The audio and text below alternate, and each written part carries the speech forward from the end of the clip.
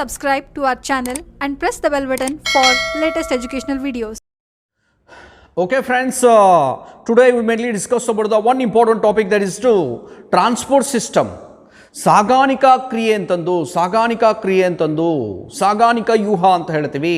Transport system ಅಂತಂದು ನಮ್ಮ ದೇಹದಲ್ಲಿ ಸಾಗಾಣಿಕೆಯಲ್ಲಿ ಪಾಲ್ಗೊಳ್ಳತಕ್ಕಂಥ ಒಂದು ಮುಖ್ಯ ಅಂಗ ಯಾವುದು ಅಂದರೆ ಹೃದಯ ಅಂತಂದು. ನೋಡ್ರಿ, ಭಾಳ ವಂಡರ್ಫುಲ್ ಆಗಿರ್ತಕ್ಕಂಥ ಆರ್ಗನ್. ಕೆಲವೊಂದಿಷ್ಟು ಜನ ಹುಡುಗರಲ್ಲಿ ಏನಂದರೆ ತುಂಬ ಚೆನ್ನಾಗಿ ಕೆಲಸ ಮಾಡ್ತಾ ಇದೆ, ಕೆಲವೊಂದಿಷ್ಟು ಜನ ಹುಡುಗರಲ್ಲಿ ಸಮಸ್ಯೆಯನ್ನು ಕೂಡ ಮಾಡ್ತಾ ಇದೆ. ಹೀಗಾಗಿ ಬಹಳ ಆರಾಮಾಗಿರಬೇಕು, ಬಹಳ ಕೂಲ್ ಆಗಿರಬೇಕು. ಸಿಂಪಲ್ ಲಿವಿಂಗ್, ಹೈ ಥಿಂಕಿಂಗ್ ಅಂತಂದು. ಈ ಜಂಕ್ ಫುಡ್ ಇದೆಯಲ್ಲ, ಇದನ್ನು ಅವಾಯ್ಡ್ ಮಾಡಬೇಕು, ಆರಾಮಾಗಿರಬೇಕು. ಸುಮ್ಕೆ ಏನಪ್ಪ ಅಂತಂದರೆ ಹೃದಯದ ಬಗ್ಗೆ ಕಾನ್ಸೆಪ್ಟ್ ಏನಪ್ಪ ಅಂದರೆ, ಇದು ಜಸ್ಟ್ ಅಂದರೆ ರಕ್ತವನ್ನು ಪಂಪ್ ಮಾಡ್ತಕ್ಕಂಥ ಒಂದು ಮಷೀನಪ್ಪ ಇದು ನಮ್ಮ ದೇಹದೊಳಗೆ. ಅದನ್ನು ಬಿಟ್ಟು ಇದು ಮನಸ್ಸು ಹಾಗೆ ಹೀಗೆ ಅಂತ ತಿಳ್ಕೊಂಡ್ಬಿಟ್ರೆ ಸಮಸ್ಯೆ ಮಾಡುತ್ತೆ. ಫೀಲಿಂಗ್ಸ್ಗೆ ಹೋದರೆ ಸಮಸ್ಯೆ ಮಾಡುತ್ತೆ. ಬಿಂದಾಸ್ ಆಗಿದ್ದರೆ ಬಿಂದಾಸ್ ಆಗಿ ಕೆಲಸ ಮಾಡುತ್ತೆ. ಫೀಲಿಂಗ್ಸ್ಗೆ ಹೋದರೆ ಅಲ್ಲೇ ಇಲ್ಲೇ ಬ್ಲಡ್ ಕ್ಲಾಟ್ ಆಗಲಿಕ್ಕೆ ಸ್ಟಾರ್ಟ್ ಆಗುತ್ತೆ. ನೋಡಿರಿ, ಪ್ರಸ್ತುತವಾಗಿ ಅತಿ ಹೆಚ್ಚು ಡಿಸ್ಕಷನಲ್ಲಿರ್ತಕ್ಕಂಥ ಒಂದು ಟಾಪಿಕ್ ಅಥವಾ ನೇಮ್ ಅಂದರೆ ಕರೋನಾದ ಔಷಧಿಗಳಿಗೆ ಏನಾಗ್ತಾ ಇದೆ ಅಂದರೆ ನಮ್ಮ ದೇಹದಲ್ಲಿರ್ತಕ್ಕಂಥ ರಕ್ತ ಗಟ್ಟಿ ಆಗ್ತಾ ಇದೆ. ಗಟ್ಟಿ ಆಗೋದ್ರಿಂದ ಏನಾಗುತ್ತೆ ಅಂದರೆ ಹೃದಯದ ಅಲ್ಲಲ್ಲಿ ಏನಂದರೆ ಬ್ಲಡ್ ಕ್ಲಾಟ್ ಆಗಲಿಕ್ಕೆ ಸ್ಟಾರ್ಟ್ ಆಗುತ್ತೆ. ರೆಮಿಡೆಸಿವರು ಆಮೇಲೆ ಏನಪ್ಪ ಅಂತಂದರೆ ಈ ಒಂದೆಲ್ಲ ಏನಂದರೆ ಔಷಧಿಗಳನ್ನು ತೆಗೆದುಕೊಳ್ಳೋದ್ರ ಜೊತೆಗೆ ಏನು ಮಾಡಬೇಕಾಗತ್ತೆ ಅಂದರೆ ಬ್ಲಡ್ ಥಿನ್ನರ್ ಟ್ಯಾಬ್ಲೆಟ್ಸ್ ಅಂತ ಬರುತ್ತೆ. ರಕ್ತವನ್ನು ತೆಳ್ಳಗೆ ಮಾಡ್ತಕ್ಕಂಥ ಔಷಧಿಗಳು, ಅದನ್ನು ಕೂಡ ತೆಗೆದುಕೊಳ್ಳಬೇಕಾಗತ್ತೆ. ಹೀಗಾಗಿ ಬಹಳಷ್ಟು ಸಮಸ್ಯೆಯನ್ನು ಒಡ್ತಾ ಇದೆ. ಯಾವುದಪ್ಪ ಅಂದರೆ ಒಂದು ರೋಗ ಕರೋನಾ ಅಂತಂದು ಚೀನಾದವ್ರು ಕೊಟ್ಟಿರ್ತಕ್ಕಂಥ ಒಂದು ಅತ್ಯದ್ಭುತವಾಗಿರ್ತಕ್ಕಂಥ ಕೊಡುಗೆ ಜಗತ್ತಿಗೆ. ಹೀಗಾಗಿ ಅಂದರೆ ಬಹಳ ಹುಷಾರಾಗಿರಬೇಕು. ಹೃದಯ ಅಂತಂದು, ಹೃದಯದ ಬಗ್ಗೆ ಅಂದರೆ ಡಿಸ್ಕಷನ್ ಮಾಡೋಕ್ಕಿಂತ ಮುಂಚೆ 3 ನಾಳಗಳ ಬಗ್ಗೆ ಡಿಸ್ಕಷನ್ ಮಾಡೋಣ. ಈ ಸಾಗಾಣಿಕೆಯೊಳಗೆ 3 ನಾಳಗಳು ಬರ್ತಾವೆ.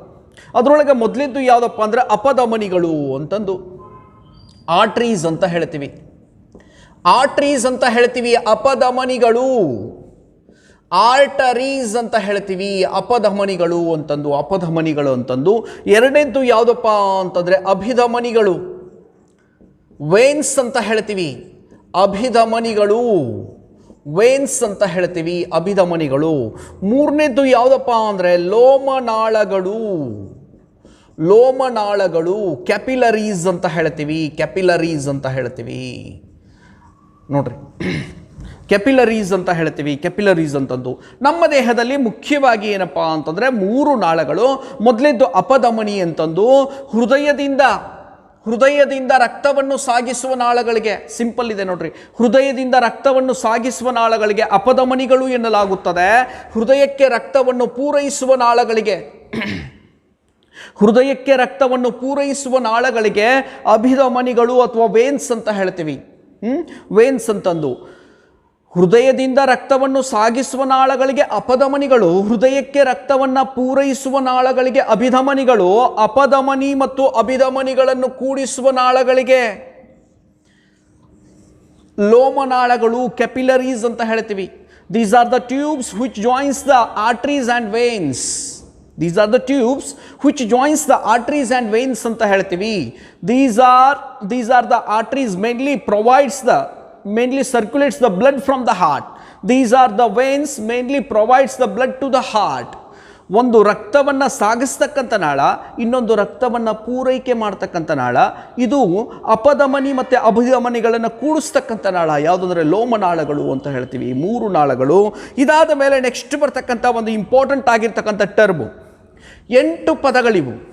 8ರೊಳಗೆ 2 ಪದಗಳನ್ನು ಫಿಕ್ಸ್ ಆಗಿ ಅಂದರೆ ಎಕ್ಸಾಮ್ನಲ್ಲಿ ಹೈಲೈಟ್ ಮಾಡ್ತಾನೆ. ಅದರೊಳಗೆ ಮೊದಲಿದ್ದು ಯಾವುದಪ್ಪ ಅಂತಂದರೆ, ಮೊಟ್ಟ ಮೊದಲ ಬಾರಿಗೆ ಹೃದಯವನ್ನು ವರ್ಗಾಯಿಸಿದ ವಿಜ್ಞಾನಿ ಕ್ರಿಶ್ಚಿಯನ್ ಬರ್ನಾರ್ಡ್ ಅಂತಂದು. First time heart transplanted by scientist called Christian Bernard. ಮೊಟ್ಟ ಮೊದಲ ಬಾರಿಗೆ ಹೃದಯವನ್ನು ವರ್ಗಾವಣೆ ಮಾಡಿರ್ತಕ್ಕಂಥ ಸೌತ್ ಆಫ್ರಿಕಾದ ವಿಜ್ಞಾನಿ ಕ್ರಿಶ್ಚಿಯನ್ ಬರ್ನಾರ್ಡ್ ಅಂತಂದು 1921ರಲ್ಲಿ ಹೃದಯವನ್ನು ವರ್ಗಾವಣೆ ಮಾಡ್ತಾರೆ. ಇದನ್ನೇ ಏನಪ್ಪ ಅಂದರೆ ಕಂಟಿನ್ಯೂ ಮಾಡ್ತಾರೆ. ಯಾರಪ್ಪ ಅಂತಂದರೆ ಭಾರತದ ಒಬ್ಬ ವಿಜ್ಞಾನಿ ಡಾಕ್ಟರ್ ವೇಣುಗೋಪಾಲ್ ಅಂತಂದು ಮೊಟ್ಟ ಮೊದಲ ಬಾರಿಗೆ ಹೃದಯ ವರ್ಗಾಯಿಸಿದ ವಿಜ್ಞಾನಿ, ಭಾರತೀಯ ವಿಜ್ಞಾನಿ ಡಾಕ್ಟರ್ ವೇಣುಗೋಪಾಲ್ ಅಂತಂದು. ಮೊಟ್ಟ ಮೊದಲ ಬಾರಿಗೆ ಹೃದಯವನ್ನು ವರ್ಗಾವಣೆ ಮಾಡಿರ್ತಕ್ಕಂಥವನು. ನಮ್ಮಲ್ಲಿ ಬೆಂಗಳೂರಲ್ಲಿ ರೀಸೆಂಟಾಗಿ ಒಂದು ಪ್ರೋಗ್ರಾಮ್ ಆಯಿತು, ಹೃದಯ ಬರುತ್ತಿದೆ ದಾರಿ ಬಿಡಿ ಅಂತಂದು. ಮೈಸೂರದದು ಹೃದಯ, ತಮಿಳುನಾಡು ಚೆನ್ನೈಗೆ ಹೋಯಿತು. ಆಕ್ಸಿಡೆಂಟ್ ಆಗಿ ಒಂದು ಹುಡುಗಿ ಸ್ಪಾಟ್ನಲ್ಲಿ ಡೆತ್ ಆದರೆ ಆ ಹುಡುಗಿಯ ಹೃದಯವನ್ನು ಚೆನ್ನೈನಲ್ಲಿರ್ತಕ್ಕಂಥ ಒಬ್ಬ ಹುಡುಗನಿಗಿಂತ ಸೆಟ್ ಮಾಡಿದರು. ತಮಿಳ್ನಾಡಿನವರು ಭಾಳ ಚಾಲು ಅವರು. ನಮ್ಮ ಕಾವೇರಿ ನದಿ ನೀರು ಬಿಡೋದಿಲ್ಲ, ನಮ್ಮ ಹೃದಯನೂ ಕೂಡ ಬಿಡೋದಿಲ್ಲ. ನೋಡ್ರಿ, ಮೊಟ್ಟ ಮೊದಲ ಬಾರಿಗೆ ಹೃದಯ ವರ್ಗಾವಣೆ ಮಾಡಿರ್ತಕ್ಕಂಥ ವಿಜ್ಞಾನಿ ಕ್ರಿಶ್ಚಿಯನ್ ಬರ್ನಾರ್ಡ್ ಅಂತಂದು ಸೆಪ್ಟೆಂಬರ್ 29ನೇ ತಾರೀಕಿಗೆ. ಹೀಗಾಗಿ ಸೆಪ್ಟೆಂಬರ್ 29 ವಿಶ್ವ ಹೃದಯ ದಿನ ಅಂತಂದು ಸೆಲೆಬ್ರೇಷನ್ ಮಾಡ್ತೀವಿ, ವಿಶ್ವ ಹೃದಯ ದಿನ ಅಂತಂದು. ಇನ್ನೂ ಒಂದು ನಮ್ಮ ಹುಡುಗರು ಆವಾಗ ಹೇಳ್ತಾ ಇರ್ತಾರೆ, ಆವಾಗ ಕ್ಲಾಸ್ನಲ್ಲಿ ಹೇಳ್ತಾ ಇರ್ತಾರೆ, ಫೆಬ್ರವರಿ 14 ಕೂಡ ಸೆಲೆಬ್ರೇಷನ್ ಆಗತ್ತೆ ರೀ, ಅದು ಬೇರೆ ರೀತಿಯಾಗಿರ್ತಕ್ಕಂಥ ಹೃದಯ ದಿನ, ಇದು ನಿಜವಾಗಿರ್ತಕ್ಕಂಥ ಹೃದಯ ದಿನ ಯಾವುದಪ್ಪ ಅಂದ್ರೆ ಸೆಪ್ಟೆಂಬರ್ 29 ಅಂತಂದು ವಿಶ್ವ ಹೃದಯ ದಿನ ಅಂತ ಹೇಳ್ತೀವಿ. ಡಾಕ್ಟರ್ ವೇಣುಗೋಪಾಲ್ ಅಂತಂದು, ಕ್ರಿಶ್ಚಿಯನ್ ಬರ್ನಾರ್ಡ್ ಅಂತಂದು 8 ಪದಗಳು. ನೋಡ್ರಿ, ಕಂಟಿನ್ಯೂಸ್ ಆಗಿ ಇದ್ರ ಮೇಲೆ ಕ್ವಶನ್ಸ್ ಕೇಳ್ತಾ ಇರ್ತಾನೆ. ಮೊದಲಿದ್ದು ಯಾವುದಪ್ಪ ಅಂದ್ರೆ ಡಾಕ್ಟರ್ ಕೆಲ್ಲಿ ಅಂತಂದು, ಕಿಡ್ನಿಯನ್ನು ವರ್ಗಾಯಿಸಿದ ವಿಜ್ಞಾನಿ. ಮೊಟ್ಟ ಮೊದಲ ಬಾರಿಗೆ ಕಿಡ್ನಿಯನ್ನು ವರ್ಗಾವಣೆ ಮಾಡ್ತಾನೆ ಯಾರಪ್ಪ ಅಂದರೆ ಡಾಕ್ಟರ್ ಕೆಲ್ಲಿ ಅಂತಂದು. ಇದನ್ನು ಬಿಸ್ನೆಸ್ ಆಗಿ ಪರಿವರ್ತನೆ ಮಾಡ್ತಾರೆ, ದೊಡ್ಡ ಪ್ರಮಾಣದ ಅಂದರೆ ಬಿಸ್ನೆಸ್ ಆಗಿ ಕನ್ವರ್ಟ್ ಮಾಡ್ತಾರೆ, ಜೋಸೆಫ್ ಮುರ್ರೆ ಅಂತಂದು. ಮೊಟ್ಟ ಮೊದಲ ಬಾರಿಗೆ ಕಿಡ್ನಿಯನ್ನು ವರ್ಗಾಯಿಸಿದ ವಿಜ್ಞಾನಿ ಯಾರಪ್ಪ ಅಂತಂದರೆ ಡಾಕ್ಟರ್ ಕೆಲ್ಲಿ ಅಂತಂದು. ಇದನ್ನು ಬಿಸ್ನೆಸ್ ಆಗಿ ಕನ್ವರ್ಟ್ ಮಾಡಿದವರು ಯಾರಪ್ಪ ಅಂದರೆ ಜೋಸೆಫ್ ಮುರ್ರೆ ಅಂತಂದು. ಮೊಟ್ಟ ಮೊದಲ ಬಾರಿಗೆ ಲಿವರ್ನ ವರ್ಗಾವಣೆ, ಯಕೃತ್ತಿನ ವರ್ಗಾವಣೆಯನ್ನು ಮಾಡಿರ್ತಕ್ಕಂಥ ವಿಜ್ಞಾನಿ ಡಾಕ್ಟರ್ ಥಾಮಸ್ ಸ್ಟಾರ್ಲ್ ಅಂತಂದು. ನೋಡ್ರಿ, ಯಾವುದಾದ್ರೂ ಒಂದು ಕ್ವಶನನ್ನು ಅರೈಸ್ ಮಾಡ್ತಾನೆ. ಇವೆರಡು ಜಾಸ್ತಿ ಎಕ್ಸಾಮ್ದೊಳಗೆ. ನೋಡ್ರಿ, ಲಿವರ್ ವರ್ಗಾವಣೆ, ಯಕೃತ್ತಿನ ವರ್ಗಾವಣೆ. ಅದು ಬಿಟ್ಟರೆ ನೆಕ್ಸ್ಟ್ ಏನಪ್ಪ ಅಂದ್ರೆ ಹೈಲೈಟ್ ಆಗ್ತಕ್ಕಂಥದ್ದು ಮೆದುಳಿನ ವರ್ಗಾವಣೆ. ಮೊಟ್ಟ ಮೊದಲ ಬಾರಿಗೆ ಮೆದುಳಿನ ವರ್ಗಾವಣೆಯನ್ನು ಮಾಡಿರ್ತಕ್ಕಂಥ ವಿಜ್ಞಾನಿ ಡಾಕ್ಟರ್ ಸುದರ್ಶನ್ ಕಾಮತ್ ಅಂತಂದು. ಇವರು ಕೂಡ ಮೂಲತಃ ಭಾರತದವರೇ, ಇಂಗ್ಲೆಂಡ್ನಲ್ಲಿ ವರ್ಗಾವಣೆ ಮಾಡ್ತಾರೆ. ಇವ್ರಿಗೆ ಸ್ಫೂರ್ತಿ ಯಾರಪ್ಪ ಅಂತಂದರೆ, ಇನ್ಸ್ಪಿರೇಷನ್ ಯಾರಪ್ಪ ಅಂದರೆ ಶಂಕರನಾಗ್ ಅವರು. ಸೀತಾರಾಮು ಅಂತಂದು ಫಿಲ್ಮು, ಸೀತಾರಾಮು ಅಂತಂದು ನೀವೆಲ್ಲ ನೋಡಿರ್ತೀರಿ ಫಿಲ್ಮು. ಬಂದೇ ಬರುತ್ತಾನೆ ರಾಮ ಬಂದೇ ಬರುತ್ತಾನೆ ಅಂತಂದು. ಶಂಕರನಾಗನ ಮೆದುಳನ್ನು ಮಂಜುಳಾನಲ್ಲಿ ಏನಾದರೂ ಸೆಟ್ ಮಾಡಿರ್ತಾರೆ, ಅದೇ ಸ್ಟೋರಿ ಅದು. ಇಲ್ಲೂ ಕೂಡ ಹಾಗೇನೆ, ಒಬ್ಬ ಹುಡುಗನ ಮೆದುಳನ್ನು ಇನ್ನೊಬ್ಬ ಹುಡುಗನಿಗೆ ಏನಾದರೂ ಸೆಟ್ ಮಾಡ್ತಾರೆ. ಯಾರಾದರೂ ಡಾಕ್ಟರ್ ಸುದರ್ಶನ್ ಕಾಮತ್ ಅಂತಂದು. ಮೊಟ್ಟ ಮೊದಲ ಬಾರಿಗೆ ಮೆದುಳಿನ ವರ್ಗಾವಣೆಯನ್ನು ಮಾಡಿರ್ತಕ್ಕಂಥ ವಿಜ್ಞಾನಿ ಯಾರಪ್ಪ ಅಂದರೆ ಡಾಕ್ಟರ್ ಸುದರ್ಶನ್ ಕಾಮತ್ ಅಂತ ಹೇಳ್ತೀವಿ. ಅದೇ ರೀತಿ ಏನಪ್ಪ ಅಂದರೆ ಮೊಟ್ಟ ಮೊದಲ ಬಾರಿಗೆ ಕಣ್ಣಿನ ವರ್ಗಾವಣೆ. ನೋಡ್ರಿ, ಬಹಳ ವಂಡರ್ಫುಲ್ ಆಗಿರ್ತಕ್ಕಂಥದ್ದು. ಜಗತ್ತಿನಲ್ಲಿ ಅತಿ ಶ್ರೇಷ್ಠವಾದ ದಾನ ಅಂತ ಹೇಳ್ತೀವಿ, ನೇತ್ರದಾನ. ಮೊಟ್ಟ ಮೊದಲ ಬಾರಿಗೆ ಕಣ್ಣಿನ ವರ್ಗಾವಣೆಯನ್ನು ಮಾಡಿರ್ತಕ್ಕಂಥ ವಿಜ್ಞಾನಿ ಯಾರಪ್ಪ ಅಂತಂದರೆ ಕ್ಯಾಸ್ಪ್ರೋ ಅಂತಂದು. ಕ್ಯಾಸ್ಪ್ರೋ ಜಗತ್ತಿನಲ್ಲಿ ಅತಿ ಶ್ರೇಷ್ಠವಾದ ದಾನ, ಜಗತ್ತಿನಲ್ಲಿ ಅತಿ ಶ್ರೇಷ್ಠವಾಗಿರ್ತಕ್ಕಂಥ ದಾನ ಇದು ಯಾವುದಪ್ಪ ಅಂತಂದರೆ ನೇತ್ರದಾನ ಅಥವಾ ಕಣ್ಣಿನ ವರ್ಗಾವಣೆ ಅಂತ ಹೇಳ್ತೀವಿ. ಕಣ್ಣಿನ ವರ್ಗಾವಣೆ, ಕಣ್ಣಿನ ಮೇಲೆ ಇರ್ತಕ್ಕಂಥ ಒಂದು ವೈಟ್ ಪೊರೆ, ಆ ಪೊರೆಯನ್ನು ತೆಗೆದುಕೊಳ್ತಾರೆ, ಅದನ್ನೇಂದ್ರೆ ಕಾರ್ನಿಯಾ ಅಂತ ಹೇಳ್ತೀವಿ. ಡಾಕ್ಟರ್ ರಾಜ್ ಫ್ಯಾಮಿಲಿ ಅಂತಂದು ಕರ್ನಾಟಕದಲ್ಲಿ ಭಾಳ ಶ್ರೇಷ್ಠವಾಗಿರ್ತಕ್ಕಂಥ ಒಂದು ಕುಟುಂಬ ಡಾಕ್ಟರ್ ರಾಜ್ ಕುಟುಂಬ ಅಂತಂದು. ಏನಪ್ಪ ಅಂದರೆ ಇಡೀ ಫ್ಯಾಮಿಲಿ ಮೆಂಬರ್ಸ್ ಎಲ್ಲ ಏನಪ್ಪ ಅಂದರೆ ನೇತ್ರದಾನಕ್ಕೆ ಒಳಗಾಗಿದ್ದಾರೆ. ಹೀಗಾಗಿ ಭಾಳ ವಂಡರ್ಫುಲ್ ಆಗಿರ್ತಕ್ಕಂಥದ್ದು ಕಣ್ಣಿನ ವರ್ಗಾವಣೆ. ಇವೇ ನೋಡ್ರಿ, ಇವು ಒಂದಿಷ್ಟು ಹೆಸರುಗಳನ್ನು ನೆನ್ಪಿಟ್ಕೋಬೇಕು. ಕಂಟಿನ್ಯೂಸ್ ಆಗಿ ಎಕ್ಸಾಮ್ನಲ್ಲಿ ಅರೈಸ್ ಮಾಡ್ತಾ ಇರ್ತಾನೆ, ಕ್ವಶನ್ಸನ್ನು ಅರೈಸ್ ಮಾಡ್ತಾ ಇರ್ತಾನೆ. ಹೀಗಾಗಿ ಏನಂದರೆ ಈ ಒಂದು ಟರ್ಮ್ಸ್ಗಳನ್ನು ನೆನ್ಪಿಟ್ಕೋಬೇಕು. ಓಕೆ, ಈಗೇನೆಂದರೆ ಹೃದಯದ ಬಗ್ಗೆ ನೋಡೋಣ. ಹೃದಯದ ಬಗ್ಗೆ ನೋಡೋಕ್ಕಿಂತ ಮುಂಚೆ ಒಬ್ಬ ವ್ಯಕ್ತಿ ಹೆಸರನ್ನು ಹೇಳಲೇಬೇಕು. ಯಾಕಂದರೆ ನಮ್ಮ ಏನಂದರೆ ಮಾಜಿ ಮುಖ್ಯಮಂತ್ರಿಗಳು ಒಂದು ಯೋಜನೆಯನ್ನು ತೊಗೊಂಬಂದರು, ಮುಖ್ಯಮಂತ್ರಿ ಸಾಂತ್ವನ ಹರೀಶ್ ಯೋಜನೆ ಅಂತಂದು.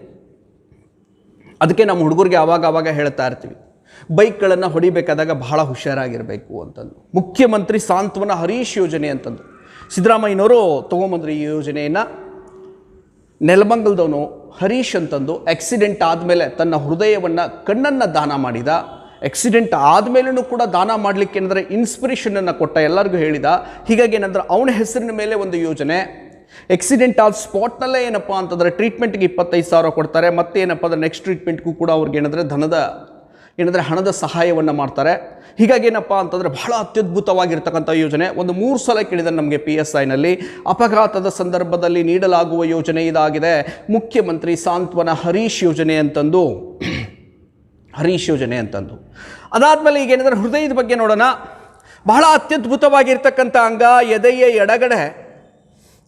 ಎಡಗಡೆ ಸ್ವಲ್ಪ ಎಡಗಡೆ ಟರ್ನ್ ಆಗಿರುತ್ತೆ. ನಿಮ್ಮ ಎಡಗೈ ಮುಷ್ಟಿ ಎಷ್ಟಿರುತ್ತೆ, ಸ್ವಲ್ಪ ಮಾವಿನ ಹಣ್ಣಿನ ಆಕೃತಿಯಲ್ಲಿ ಕಂಡು ಬರುತ್ತೆ, ಆಪೂಸ್ ಅಂತ ಹೇಳ್ತೀವಿ ನಾವು. ಆಪೋಸ್ ಮಾವಿನ ಹಣ್ಣಿನ ಆಕೃತಿಯೊಳಗೆ ಇದು ಕಂಡು ಬರುತ್ತೆ. ಯಾವುದಪ್ಪ ಅಂತಂದರೆ ಹೃದಯ ಅಂತಂದು. ಎಡಗೈ ಮುಷ್ಟಿ 200ರಿಂದ 250 ಗ್ರಾಮ್ ಕಂಟಿನ್ಯೂಸ್ ಆಗಿ ಕೆಲಸ ಮಾಡುತ್ತೆ. ವಿದೌಟ್ ರೆಸ್ಟ್ ಏನಪ್ಪ ಅಂತಂದರೆ ಕೆಲಸ ಮಾಡುತ್ತೆ. ವಿದೌಟ್ ರೆಸ್ಟ್ ಅಂದರೆ ಕೆಲಸ ಮಾಡುತ್ತೆ. ನೋಡ್ರಿ, ಅದರೊಳಗೆ ಬರ್ತಕ್ಕಂಥ ಮೊದಲನೇ ಪದ ಇದು ಸೆಪ್ಟಾ ಅಂತ ಹೇಳ್ತೀವಿ, ಹೃದಯದ ಗೋಡೆ. ಈ ಒಂದು ಗೋಡೆಯನ್ನು ಸೆಪ್ಟಾ ಅಂತ ಹೇಳ್ತೀವಿ. ರಂಧ್ರ ಆದರೆ ಇದೇ ಭಾಗದಲ್ಲಿ ಆಗಬೇಕು, ಇದೇ ಭಾಗದಲ್ಲಿ ಆಗಬೇಕು. ಸೆಪ್ಟಾ ಅಂತಂದು ಹೃದಯದ ಗೋಡೆ ಅಂತ ಹೇಳ್ತೀವಿ. ಇದನ್ನು ಹೃದಯದ ರಕ್ಷಾ ಕವಚ ಅಂತ ಹೇಳ್ತೀವಿ. ಪೆರಿಕಾರ್ಡಿಯಂ ಅಂತಂದು, ಪೆರಿಕಾರ್ಡಿಯಂ ಅಂತಂದು ಹೃದಯದ ರಕ್ಷಾ ಕವಚ. ಮೇಲ್ಗಡೆ 2 ಕೋಣೆಗಳು ಹೃತ್ಕರ್ಣ ಅಂತ ಹೇಳ್ತೀವಿ. ಹೃತ್ಕರ್ಣ, ಮೇಲ್ಗಡೆ 2 ಕೋಣೆಗಳು ಹೃತ್ಕರ್ಣ, ಕೆಳಗಡೆ 2 ಕೋಣೆಗಳು ಹೃತ್ಕುಕ್ಷಿ. ಅದರೊಳಗೆ ಭಾಳ ಸ್ಟ್ರಾಂಗ್ ಆಗಿರ್ತಕ್ಕಂಥ ಒಂದು ಕೋಣೆ ಇದು, ಎಡ ಹೃತ್ಕುಕ್ಷಿ ಅಂತಂದು. ಮೇಲ್ಗಡೆ 2 ಕೋಣೆಗಳು ಹೃತ್ಕರ್ಣಗಳು ಅಂತ ಹೇಳ್ತೀವಿ, ಕೆಳಗಡೆ 2 ಕೋಣೆಗಳು ಹೃತ್ಕುಕ್ಷಿಗಳು ಅಂತ ಹೇಳ್ತೀವಿ. ಅದರೊಳಗೆ ಭಾಳ ಪವರ್ಫುಲ್ ಆಗಿರ್ತಕ್ಕಂಥ ಕೋಣೆ ಎಡ ಹೃತ್ಕುಕ್ಷಿ ಅಂತಂದು, ಎಡ ಹೃತ್ಕುಕ್ಷಿ ಅಂತಂದು. ಹೃದಯದ ಅತಿ ದೊಡ್ಡ ನಾಳ ಮಹಾ ಅಪಧಮನಿ. 2 ಸಲ ಕೇಳಿದ್ದಾನೆ PSIನಲ್ಲಿ. ಮಹಾ ಅಪಧಮನಿ ಅಂತಂದು 2 ಸಲ ಕೇಳಿದ್ದಾನೆ. ಅದರೊಳಗೆ 1 ಸಲ ಏನಪ್ಪ ಅಂದ್ರೆ ಅಯೋರ್ಟಾ ಅಂತ ಕೇಳಿದ್ದಾನೆ. ನೆನಪಿಟ್ಕೋಬೇಕು, ಅಯೋರ್ಟಾ, ಅಯೋರ್ಟಾ ಅಂತ ಕೇಳಿದ್ದಾನೆ. ಮಹಾ ಅಪಧಮನಿ, ನಮ್ಮ ದೇಹದ ಎಲ್ಲ ಅಂಗಗಳಿಗೆ ಶುದ್ಧ ರಕ್ತವನ್ನು, ನಮ್ಮ ದೇಹದ ಎಲ್ಲ ಅಂಗಗಳಿಗೆ ಶುದ್ಧ ರಕ್ತವನ್ನು ಪೂರೈಸುವ ನಾಳ ಇದಾಗಿದೆ ಅಂತ ಕೇಳ್ತಾನೆ. ಮಹಾ ಅಪಧಮನಿ ಅಂತ ಹೇಳ್ತೀವಿ. ಹೃದಯಕ್ಕೆ ಆಗಿರ್ಬೋದು, ಆಮೇಲೆ ಕಿಡ್ನಿಗಾಗಿರ್ಬೋದು, ಲಿವರ್ಗಾಗಿರ್ಬೋದು, ಆಮೇಲೆ ಲಂಗ್ಸ್ಗಾಗಿರ್ಬೋದು, ಮೆದುಳಿಗಾಗಿರ್ಬೋದು, ಎಲ್ಲ ಒಂದು ಅಂಗಗಳಿಗೆ ಶುದ್ಧವಾದ ರಕ್ತವನ್ನು ಪೂರೈಕೆ ಮಾಡ್ತಕ್ಕಂಥ ಒಂದು ನಾಳ ಇದು. ಯಾವುದಪ್ಪ ಅಂತಂದರೆ ಮಹಾ ಅಪಧಮನಿ ಅಂತ ಹೇಳ್ತೀವಿ. ಮಹಾ ಅಪಧಮನಿ ಅಂತಂದು ಅತಿ ದೊಡ್ಡದಾಗಿರ್ತಕ್ಕಂಥ ನಾಳ. ಇಲ್ಲಿ ಒಂದು ನಾಳ ಬರುತ್ತೆ, ಮೆದುಳಿನಿಂದ ಬರುತ್ತೆ ಇದು ನಾಳ. ಊರ್ಧ್ವ ಅಭಿಧಮನಿ ಅಂತ ಹೇಳ್ತೀವಿ. ಸುಪೀರಿಯರ್ ವೀನಕೆವಾ, ಊರ್ಧ್ವ ಅಭಿಧಮನಿ, ಊರ್ಧ್ವ ಅಭಿಧಮನಿ. ನೀಚ ಅಭಿಧಮನಿ, ನೀಚ ಅಭಿಧಮನಿ. ನೀಚ ಅಂದ್ರೆ ಕೆಟ್ಟ ಅಲ್ಲ, ಕೆಳಭಾಗ. ನೀಚ ಅಭಿಧಮನಿ ಕೆಳಭಾಗದಿಂದ ಅಶುದ್ಧ ರಕ್ತವನ್ನು ತರುತ್ತೆ. ಅಶುದ್ಧ ರಕ್ತ ಅಂದ್ಕೊಳ್ಳೇನೆ CO2 ಅಂತಾನೆ ತಿಳ್ಕೋಬೇಕು. ಶುದ್ಧ ರಕ್ತ ಅಂದ್ಕೊಳ್ಳೇನೆ ಕೆಂಪು ಬಣ್ಣದ್ದೇ ಇರುತ್ತೆ, ಆಕ್ಸಿಜನ್ ಅಂತಾನೆ ತಿಳ್ಕೋಬೇಕು. ಅದೇ ರೀತಿ ಏನಪ್ಪಾ ಅಂತಂದ್ರೆ ಇಲ್ಲಿ ಒಂದು ಪುಪ್ಪುಸಕ ಅಭಿಧಮನಿಗಳು ಅಂತ ಹೇಳ್ತೀವಿ. ಪುಪ್ಪುಸಕ ಅಭಿಧಮನಿಗಳು ನೋಡ್ರಿ, ಪುಪ್ಪುಸಕ ಅಭಿಧಮನಿಗಳು, ಪುಪ್ಪುಸಕ ಅಭಿಧಮನಿಗಳು. ಈ 2 ನಾಳಗಳನ್ನು, ಇಲ್ಲಿ ಒಂದು ನಾಳ ಇದೆ, ಆಮೇಲೆ ಏನಪ್ಪ ಅಂದರೆ ಇಲ್ಲಿ ಒಂದು ನಾಳ ಇದೆ. ಈ 2 ನಾಳಗಳನ್ನು ಏನಪ್ಪ ಅಂದರೆ ಪಲ್ಮನರಿ ಅಪಧಮನಿಗಳು ಅಂತ ಹೇಳ್ತೀವಿ. ಪಲ್ಮನರಿ ಅಪಧಮನಿಗಳು ಅಶುದ್ಧ ರಕ್ತವನ್ನು ಸಾಗಾಣಿಕೆ ಮಾಡುತ್ತೆ, ಅಶುದ್ಧ ರಕ್ತವನ್ನು ಸಾಗಾಣಿಕೆ ಮಾಡುತ್ತೆ. ಪಲ್ಮನರಿ ಅಪಧಮನಿ ನೋಡ್ರಿ, 4 ಕೋಣೆಗಳು, ಮೇಲ್ಗಡೆ ಇರ್ತಕ್ಕಂಥ 2 ಕೋಣೆಗಳು ಹೃತ್ಕರ್ಣ, ಕೆಳಗಡೆ ಇರ್ತಕ್ಕಂಥ 2 ಕೋಣೆಗಳು ಹೃತ್ಕುಕ್ಷಿ, ಮಧ್ಯದಲ್ಲಿ ಗೋಡೆ ಇದೆ, ಅದನ್ನು ಸೆಪ್ಟಾ ಅಂತ ಹೇಳ್ತೀವಿ. ಸರಿಯಾಗಿ ತಪ್ಪಲ್ ಪಲ್ಲೆ ತಿನ್ನಲಿಲ್ಲ ಅಂದರೆ, ನಾರ್ಮಲ್ ಆಗಿರ್ತಕ್ಕಂಥ ಊಟ ಮಾಡಲಿಲ್ಲ ಅಂದರೆ, ಪಿಜ್ಜಾ, ಬರ್ಗರು, ಚಿಪ್ಸು, ಕುರ್ಕುರೆ ಇಂಥವು ತಿಂದರೆ ಇಲ್ಲಿ 1-2 ರಂಧ್ರಗಳಾಗ್ತವೆ, ಹೃದಯ ರಂಧ್ರ ಅಂತ ಹೇಳ್ತೀವಿ. ಅದಾದಮೇಲೆ ಹೃದಯದ ರಕ್ಷಾ ಕವಚ ಇದು ಪೆರಿಕಾರ್ಡಿಯಂ ಅಂತದ್ದು. 1 ಫಿಸ್ಟ್ ಅಂತ ಹೇಳ್ತೀವಿ. ನಿಮ್ಮ ಎಡಗೈ ಮುಷ್ಟಿ ಅಷ್ಟು ಏನಂದರೆ ಹೃದಯದ ತೂಕ ಇರುತ್ತೆ, 200ರಿಂದ 250 ಗ್ರಾಮ್ ಅಂತ ಹೇಳ್ತೀವಿ. ಹೃದಯದ ಅತಿ ದೊಡ್ಡ ನಾಳ ಇದು, ಮಹಾ ಅಪಧಮನಿ ಅಂತ ಹೇಳ್ತೀವಿ. ಮಹಾ ಅಪಧಮನಿ. ಹೃದಯದ ಈ 2 ಕೋಣೆಯಲ್ಲಿ ಶುದ್ಧ ರಕ್ತ ಇರುತ್ತೆ. ಹೃದಯದ ಈ 2 ಕೋಣೆಗಳಲ್ಲಿ ಅಶುದ್ಧ ರಕ್ತ ಇರುತ್ತೆ. 2 ಕೂಡಬಾರ್ದು. ಈ ಕಡೆ ಶುದ್ಧ ರಕ್ತನೇ ಇರಬೇಕು, ಈ ಕಡೆ ಅಶುದ್ಧ ರಕ್ತನೇ ಇರಬೇಕು. ರಂಧ್ರ ಆಗಿಬಿಟ್ರೆ ಕೂಡುತ್ತೆ. ಸ್ವಲ್ಪ ವಾಕ್ ಮಾಡಿದ್ರಲ್ಲ ದಮ್ ಹತ್ತು ಬಿಡ್ತಾ ಇರ್ತೈತೆ ಅವ್ರಿಗೆ. ನೀವು ನಡ್ರಿ, ನೀವು ಮುಂದೆ ನಡ್ರಿ, ನಾ ಆಮೇಲೆ ಬರ್ತೀನಿ ಅಂತಿರ್ತಾರೆ ಅವರು. ಅಂದರೆ ಏನೋ ಒಳಗಡೆ ಸಮಸ್ಯೆ ಇದೆ ಅಂತ ಅರ್ಥ. ಎನರ್ಜಿ ಚೆನ್ನಾಗಿ ಪೂರೈಕೆ ಆಗ್ತಾನೇ ಇಲ್ಲ. ಹೃದಯ ಚೆನ್ನಾಗಿರ್ಬೇಕಂದ್ರೆ ದಿನ ಒಂದು 4ರಿಂದ 5 ಕಿಲೋಮೀಟರು ದಿನಾಲು ಏನಪ್ಪ ಅಂತಂದರೆ 4-5 ಕಿಲೋಮೀಟರ್ ಏನಿದ್ರೆ ವಾಕಿಂಗ್ ಇರಬೇಕು, ಜಾಗಿಂಗ್ ಇರಬೇಕು. ಅಂದಾಗ ಏನಪ್ಪ ಅಂತಂದರೆ ಏನೂ ಸಮಸ್ಯೆ ಆಗೋದಿಲ್ಲ. ಬೆಳಗಿನ ಜಾವದಲ್ಲಿ ಸೂರ್ಯನ ಬಿಸಿಲಲ್ಲಿ ಅಂದರೆ ನಿಂತ್ಕೋಬೇಕು, ಆಟೋಮೆಟಿಕ್ಕಾಗಿ ಆ್ಯಕ್ಟಿವ್ ಆಗಿ ಎನರ್ಜೆಟಿಕ್ ಆಗಿ ವರ್ಕ್ ಮಾಡುತ್ತೆ. ಒಂದೇ ಒಂದು ಸಿಂಪಲ್ ಇನ್ಫಾರ್ಮೇಷನ್ ಏನಂದರೆ ಎಣ್ಣೆ ಪದಾರ್ಥಗಳನ್ನು ಬಿಟ್ಬಿಡ್ರಿ, ನಾರ್ಮಲ್ ಆಗಿರ್ತಕ್ಕಂಥ ನಮ್ಮ ಫುಡ್ನೇ ಏನಂದರೆ ಊಟ ಮಾಡಿರಿ. ನೆಸ್ಲೆ ಕಂಪ್ನಿಯವರೇ, ಮ್ಯಾಗಿ ಕಂಪ್ನಿಯವರೇ ಹೇಳ್ತಾ ಇದ್ದಾರೆ, ಭಾರತೀಯರೇ ನೂಡಲ್ಸು ಚೆನ್ನಾಗಿಲ್ಲ, ಅದನ್ನು ತಿನ್ನಬಾಡ್ರಿ ಅಂತಂದು ಅವರೇ ಹೇಳ್ತಾ ಇದ್ದಾರೆ. ಹೀಗಾಗಿ ಏನಂದರೆ ಭಾಳ ಹುಷಾರಾಗಿರಬೇಕು. ಮನೆಯಲ್ಲೇ ಊಟ ಮಾಡಿರಿ, ಚೆನ್ನಾಗಿರುತ್ತೆ ಆರೋಗ್ಯ. B safe with the MG study circle and be safe with the home. ಏನಂದರೆ ನಮ್ಮ ವಿಡಿಯೋಗಳನ್ನು ನೋಡ್ತಾ ಇರ್ರಿ. ಭಾಳ ವಂಡರ್ಫುಲ್ ಆಗಿರ್ತಕ್ಕಂಥ ಕ್ಲಾಸಸ್ ಬರ್ತಾ ಇದ್ದಾವೆ. ಮೆಂಟಲ್ ಎಬಿಲಿಟಿ, ಹಿಸ್ಟ್ರಿ, ಜಾಗ್ರಫಿ, ಇವತ್ತೇನಂದರೆ ಎಕನಾಮಿ ಬರುತ್ತೆ. ಭಾಳ ವಂಡರ್ಫುಲ್ ಆಗಿರ್ತಕ್ಕಂಥ ಕ್ಲಾಸ್ ಇರುತ್ತೆ. ಹೀಗಾಗಿ ಏನಂದ್ರೆ ಮಿಸ್ ಮಾಡ್ಕೋಬೇಡ್ರಿ. ನಮ್ಮ ಸರು ಕೂಡ ಎಸ್ಸೆಗಳನ್ನು ತೆಗೆದುಕೊಡ್ತಾ ಇದ್ದಾರೆ. PSIಗೆ ಬೇಕಾಗಿರ್ತಕ್ಕಂಥ ಎಲ್ಲ ಮಾಹಿತಿಗಳನ್ನು ಕೊಡ್ತಾ ಇದ್ದೀವಿ, ಮಿಸ್ ಮಾಡ್ಕೋಬೇಡಿ friends. B safe with MG study circle and be safe with home. ನೋಡಿರಿ, ಇವೆಲ್ಲ ಇಂಪಾರ್ಟೆಂಟ್ ಆಗಿರ್ತಕ್ಕಂಥ ಭಾಗಗಳು. ಈಗೇನಂದರೆ ಹೃದಯದ ಬಗ್ಗೆ ನೀಟಾಗಿ ಏನಂದರೆ ಎಕ್ಸ್ಪ್ಲನೇಷನ್ ಕೊಡ್ತಾ ಹೋಗ್ತೀನಿ. ಇಲ್ಲೊಂದು ಮುಖ್ಯವಾಗಿರ್ತಕ್ಕಂಥ ರಚನೆ ಇರುತ್ತೆ, ಸಣ್ಣದೊಂದು ರಚನೆ ಇರುತ್ತೆ. SAN ಅಂತ ಹೇಳ್ತೀವಿ. SAN ಸಣ್ಣದೊಂದು ಗಂಟಿರುತ್ತೆ, SAN ಅಂತ ಹೇಳ್ತೀವಿ. SAN ಅಂತಂದು ಹೃದಯ ಕುಗ್ಗೋದನ್ನು ಹಿಗ್ಗೋದನ್ನು ಕಂಟ್ರೋಲ್ ಮಾಡುತ್ತೆ. ಸೈನೋಎಟ್ರಿಯಲ್ ನೋಡ್ ಅಂತ ಹೇಳ್ತೀವಿ. ಸೈನೋಎಟ್ರಿಯಲ್ ನೋಡ್ ಹೃದಯ ಕುಗ್ಗೋದನ್ನು ಲಬ್ ಅಂತಂದು, ಇನ್ನೊಂದು ಡಬ್ ಅಂತಂದು, ಲಬ್ ಅಂತಂದು ಕುಗ್ಗಿತಪ್ಪ ಅಂತಂದರೆ ಅವಾಗ ಅದರ ಪ್ರೆಷರ್ ಎಷ್ಟಪ್ಪ ಅಂದರೆ 120 ಇರುತ್ತೆ. ಡಬ್ ಅಂತಂದು ಹಿಗ್ಗಿತಪ್ಪ ಅಂತಂದರೆ ಅದರ ಪ್ರೆಷರ್ ಎಷ್ಟಪ್ಪ ಅಂದರೆ 80 ಇರುತ್ತೆ. mmHg ಅಂತ ಹೇಳ್ತೀವಿ ಇದನ್ನು, ಮಿಲಿಮೆಟ್ರಿಕ್ ಮರ್ಕ್ಯುರಿ ಅಂತಂದು ಪಾದರಸದ ಸಂಕೇತ. ಇದು ಅಪ್ಪರ್ ಬಿ ಪಿ, ಇದು lower B P. Upper B P common ಆಗಿ, ಬಿ ಪಿ ಕಾಮನ್ ಆಗಿ, ಬ್ಲಡ್ ಪ್ರೆಷರು ಕಾಮನ್ ಆಗಿ ಯಾರಲ್ಲಿ ಜಾಸ್ತಿ ಇರುತ್ತೆ ಅಂದರೆ ಸ್ವಲ್ಪ ಉಪ್ಪು ಖಾರ ಊಟ ಮಾಡೋರಲ್ಲಿ ಜಾಸ್ತಿ ಇರುತ್ತೆ, ಬಿ ಪಿ ಜಾಸ್ತಿ ಇರುತ್ತೆ. ಸಿಟ್ಟು ಕೂಡ ಜಾಸ್ತಿ ಇರುತ್ತೆ. 120 ಇರೋ ಬದಲಾಗಿ 125, 130, 140, 150 ಇನ್ನೂ ಏನಾದರೂ ಹೆಚ್ಚಾಯ್ತು ಅಂದರೆ ಆ ಇನ್ಸ್ಟ್ರೂಮೆಂಟೇ ಏನಪ್ಪ ಅಂದರೆ ಡಬ್ ಅಂತ ಹೊಡೆದೋಗ್ಬಿಡುತ್ತೆ. ಸಿಕ್ಕಾಪಟ್ಟೆ ಸಿಟ್ಟಿನಲ್ಲಿದ್ದಾರಂತ ಅರ್ಥ. ಸುಮ್ಕೆ ಸೈಡ್ ಸರ್ಕೊಂಡ್ಬಿಡ್ಬೇಕು ಒಂದು 5 ಅಥವಾ 10 ನಿಮಿಷ, ಆಮೇಲೆ ಶಾಂತ ಆಗಿಬಿಡ್ತಾ ಇರ್ತಾರೆ. ಆಮೇಲೆ ಹೋಗಿ ಮತ್ತೆ ಲೈಟಾಗಿ ಅಂದರೆ ನಕ್ಕೊಂತ ಮಾತಾಡ್ಸ್ಬಿಡ್ಬೇಕು, ಆರಾಮ ಆಗಿಬಿಡ್ತಾ ಇರ್ತಾರೆ. ಅಪ್ಪರ್ ಬಿ ಪಿ ಅಂತ ಹೇಳ್ತೀವಿ, ಲೋವರ್ ಬಿ ಪಿ ಅಂತ ಹೇಳ್ತೀವಿ. ಮ್ಯಾಕ್ಸಿಮಮ್ ಸಮಸ್ಯೆ ಮಾಡೋದು ನಮ್ಮಲ್ಲಿ ಏನಪ್ಪ ಅಂತಂದರೆ ಈ lower B P. Upper B P ಬಿಡ್ರಿ ಏನು ಸಮಸ್ಯೆ ಆಗಂಗಿಲ್ಲ, ಪ್ಯಾರಲಿಸಿಸ್ ಆಗುತ್ತೆ. ಈ ಕಡೆನಾದರೂ ಬ್ಲಡ್ ಕ್ಲಾಟ್ ಆಗಿರುತ್ತೆ, ಇಲ್ಲ ಈ ಕಡೆನಾದರೂ ಬ್ಲಡ್ ಕ್ಲಾಟ್ ಆಗಿರುತ್ತೆ. ಈ ಕಡೆ ಬ್ಲಡ್ ಕ್ಲಾಟ್ ಆಯ್ತು ಅಂದರೆ ಮುಗಿದೋಯ್ತು. ಈ ಕಡೆ ಎಲ್ಲ ಅಂಗಗಳು ಇನ್ಯಾಕ್ಟಿವ್ ಆಗಿಬಿಟ್ಟಿರ್ತಾವೆ, ಹೊಂಟ್ಬಿಟ್ಟಿರ್ತಾರೆ. ನಮ್ಮ ಹುಡುಗರು ಕಾಲು ಎಳ್ಕೋ ಅಂತ ಹೊಂಟ್ಬಿಟ್ಟಿರ್ತಾರೆ. ಏನೋ ಸಂಗೋ ಏನೋ ಒಂದು ಸ್ವಲ್ಪ ಏನು ಚಾಗಿ ಕುಡಿಸ್ತಿಲ್ಲ ಅಂತ ಯಾವಾಗೋ ಅಂತಿರ್ತಾನೆ, ಸುಮ್ಕ ಹೊಂಟ್ಬಿಡ್ತಾರೆ. ಮತ್ತೇನಾದ್ರು ಕಾಲು ಎಳ್ಕೊಂತ ಈ ಕಡೆ ಬ್ಲಡ್ ಕ್ಲಾಟ್ ಹಾಕಿದರೆ ಈ ಕಡೆ ಡ್ಯಾಮೇಜು, ಈ ಕಡೆ ಬ್ಲಡ್ ಕ್ಲಾಟ್ ಆಗಿದ್ರೆ ಈ ಕಡೆ ಡ್ಯಾಮೇಜು, ಹಿಂಗೆ ಹೊಂಟ್ಬಿಟ್ಟಿರ್ತಾರೆ. ನೋಡ್ರಿ ಯಾವ ರೀತಿ ಮೂವ್ಮೆಂಟು. ಈ ರೀತಿ ಅಪ್ಪರ್ ಬಿ ಪಿ ಅಂತ ಹೇಳ್ತೀವಿ, ಪ್ಯಾರಲಿಸಿಸ್ ಉಂಟು ಮಾಡುತ್ತೆ.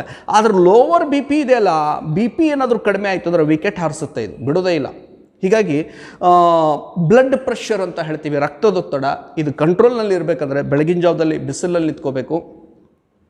ಬೆಳಗ್ಗೆ ಎದ್ದಾಗ ಒಂದು 2 ಅಥವಾ 3 ನಿಮಿಷ ಅಂದರೆ ವಜ್ರಾಸನ ಹಾಕಿ ಮೆಡಿಟೇಷನ್ ಮಾಡಬೇಕು. ಕಣ್ಣು ಮುಚ್ಕೊಂಡು ಒಂದು 2 ನಿಮಿಷ ಪ್ಲ್ಯಾನಿಂಗ್ ಮಾಡ್ಕೋಬೇಕು. ಇವತ್ತು ಏನೇನು ವರ್ಕ್ಗಳಿದ್ದಾವೆ, ಏನೇನು ಕೆಲಸ ಇದ್ದಾವೆ, ಮೆಡಿಟೇಷನ್ ಅಂತ ಹೇಳ್ತೀವಿ. ಆ ರೀತಿ ಮೆಡಿಟೇಷನ್ ಇತ್ತಪ್ಪ ಅಂತಂದರೆ ಆಟೋಮೆಟಿಕ್ಕಾಗಿ ಚೆನ್ನಾಗಿರುತ್ತೆ. ಮೆಡಿಟೇಷನ್ ಇಲ್ಲಾರ್ದು ಭಾಳ ಬಿಂದಾಸ್ ಆ ಕಡೆ ಇದ್ರಂದರೆ ಕೈ ಕೊಟ್ಬಿಡುತ್ತೆ, ಎಲ್ಲಾದರೂ ಬ್ಲಡ್ ಬ್ಲಾಕ್ ಆಗಿಬಿಡುತ್ತೆ. ಬ್ಲಾಕ್ ಆಯ್ತು ಅಂದರೆ ಮುಗಿದೋಯ್ತು, ಕತೆ ಮುಗಿದೋದಂಗೆ. ಹೀಗಾಗಿ ಏನಪ್ಪ ಅಂತಂದರೆ ಮೆಡಿಟೇಷನ್ ಅಂತ ಹೇಳ್ತೀವಿ, ಭಾಳ ಇಂಪಾರ್ಟೆಂಟ್ ಆಗಿರತಕ್ಕಂಥದ್ದು. ಇಲ್ಲಾಂದರೆ ಪ್ರಾಣಾಯಾಮ ಅಂತ ಹೇಳ್ತೀವಿ, ಒಂದು ಕಡೆಯಿಂದ ಆಕ್ಸಿಜನ್ನು ಒಂದು ಕಡೆಯಿಂದ CO2 ಬಿಡೋದು.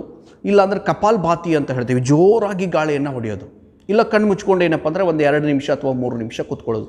ಇವತ್ತು ಹಿಸ್ಟ್ರಿ ಓದಿದ್ದೀನಿ, ಜಾಗ್ರಫಿ ಓದ್ಕೋಬೇಕು, ಆಮೇಲೆ ಏನಂದ್ರೆ ಆ ಒಂದು ಆರ್ಟಿಕಲ್ಸ್ ನೋಡ್ಕೋಬೇಕು, ಪೊಲಿಟಿನಲ್ಲಿ ಆರ್ಟಿಕಲ್ಸ್ ನೋಡ್ಕೋಬೇಕು, ಮೆಂಟಲ್ ಎಬಿಲಿಟಿ ನೋಡ್ಕೋಬೇಕು, ಸೀರೀಸ್ ಕಂಪ್ಲೀಷನ್ ಮಾಡಬೇಕು. ಈ ರೀತಿ ಏನಪ್ಪ ಅಂದರೆ ಪ್ಲ್ಯಾನಿಂಗ್ ಮಾಡ್ಕೊಂಡಿದ್ದಾರೆ ಅಂದರೆ ಏನೇನು ಸಮಸ್ಯೆ ಆಗೋದಿಲ್ಲ. ಇಲ್ಲಾಂದ್ರೆ ಬಹಳಷ್ಟು ಸಮಸ್ಯೆಯನ್ನು ಉಂಟು ಮಾಡುತ್ತೆ. ನೋಡಿರಿ, ಬ್ಲಡ್ ಪ್ರೆಷರ್ ಅಂತ ಹೇಳ್ತೀವಿ, ರಕ್ತದೊತ್ತಡ 120/80 ಇದನ್ನು ಮೆಜರ್ ಮಾಡ್ತಕ್ಕಂಥದ್ದು. ನೋಡಿರಿ, ಸೈನೋಎಟ್ರಿಯಲ್ ನೋಡ್ ಅಂತ ಹೇಳ್ತೀವಿ. ಸೈನೋಎಟ್ರಿಯಲ್ ನೋಡ್ ಹೃದಯ ಕುಗ್ಗೋದನ್ನು ಹಿಗ್ಗೋದನ್ನು ಕಂಟ್ರೋಲ್ ಮಾಡುತ್ತೆ. ಅಕಸ್ಮಾತ್ ಇದು ಏನಾದರೂ ಸರಿಯಾಗಿ ಕೆಲಸ ಮಾಡಲಿಲ್ಲ ಅಂದರೆ, ಸರಿಯಾಗಿ ಕೆಲಸ ಮಾಡೋದಿಲ್ಲ, ಪಿಜ್ಜಾ ಬರ್ಗರ್ಗೆ ಸರಿಯಾಗಿ ಕೆಲಸ ಮಾಡೋದಿಲ್ಲ. ಚಿಪ್ಸ್ ಕುರ್ಕುರಿಗೆ ಆಮೇಲೆ ಚೀನೀಸ್ ಅಂದರೆ ಫುಡ್ ಮಟೀರಿಯಲ್ಗೆ ಈ ನೂಡಲ್ಸ್ಗೆ ಇದರ ಸರಿಯಾಗಿ ಕೆಲಸ ಮಾಡೋದಿಲ್ಲ. ಇದು ಕೆಲಸ ಮಾಡಲಿಲ್ಲ ಅಂದರೆ 65-70 ವರ್ಷಕ್ಕೆ ಸರಿಯಾಗಿ ಇದು ಕೆಲಸ ಮಾಡಲಿಲ್ಲ ಅಂದರೆ ಇದನ್ನು ತೆಗೆದು ಹಾಕಿ ಒಂದು ಇನ್ಸ್ಟ್ರೂಮೆಂಟನ್ನು ಸೆಟ್ ಮಾಡ್ತಾರೆ. ಆ ಇನ್ಸ್ಟ್ರೂಮೆಂಟನ್ನು ಏನಂತ ಹೇಳ್ತೀವಿ ಅಂದರೆ ಪೇಸ್ ಮೇಕರ್ ಅಂತ ಹೇಳ್ತೀವಿ. ಹೃದಯ ಬಡಿತವನ್ನು ನಿಯಂತ್ರಿಸುವ ಉಪಕರಣ ಇದಾಗಿದೆ. ಪೇಸ್ ಮೇಕರ್ ಅಂತಂದು ಹೃದಯ ಬಡಿತವನ್ನು ನಿಯಂತ್ರಿಸುವ ಉಪಕರಣ. ಲಬ್ ಡಬ್ ಅಂತಂದು ಕಂಟ್ರೋಲ್ ಮಾಡುತ್ತೆ.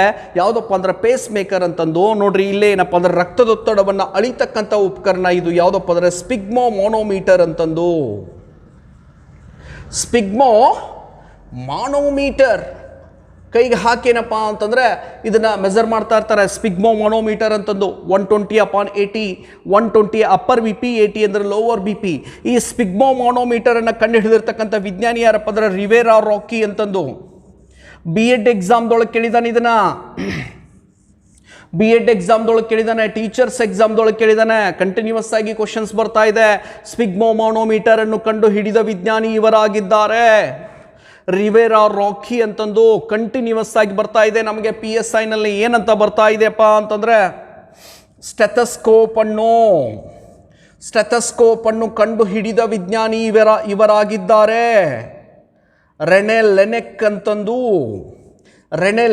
ಅಂತ ಹೇಳ್ತೀವಿ. ಸ್ಟೆಥೋಸ್ಕೋಪನ್ನು ಕಂಡುಹಿಡಿದಿರ್ತಕ್ಕಂಥ ವಿಜ್ಞಾನಿ ಇವನು. ಯಾರಪ್ಪ ಅಂದ್ರೆ ರೆನೆ ಲೆನೆಕ್. PSIನಲ್ಲಿ ಕಂಟಿನ್ಯೂಸ್ ಆಗಿ ಬಂದಿದೆ 2 ಸಲ ಕ್ವಶನ್ನು.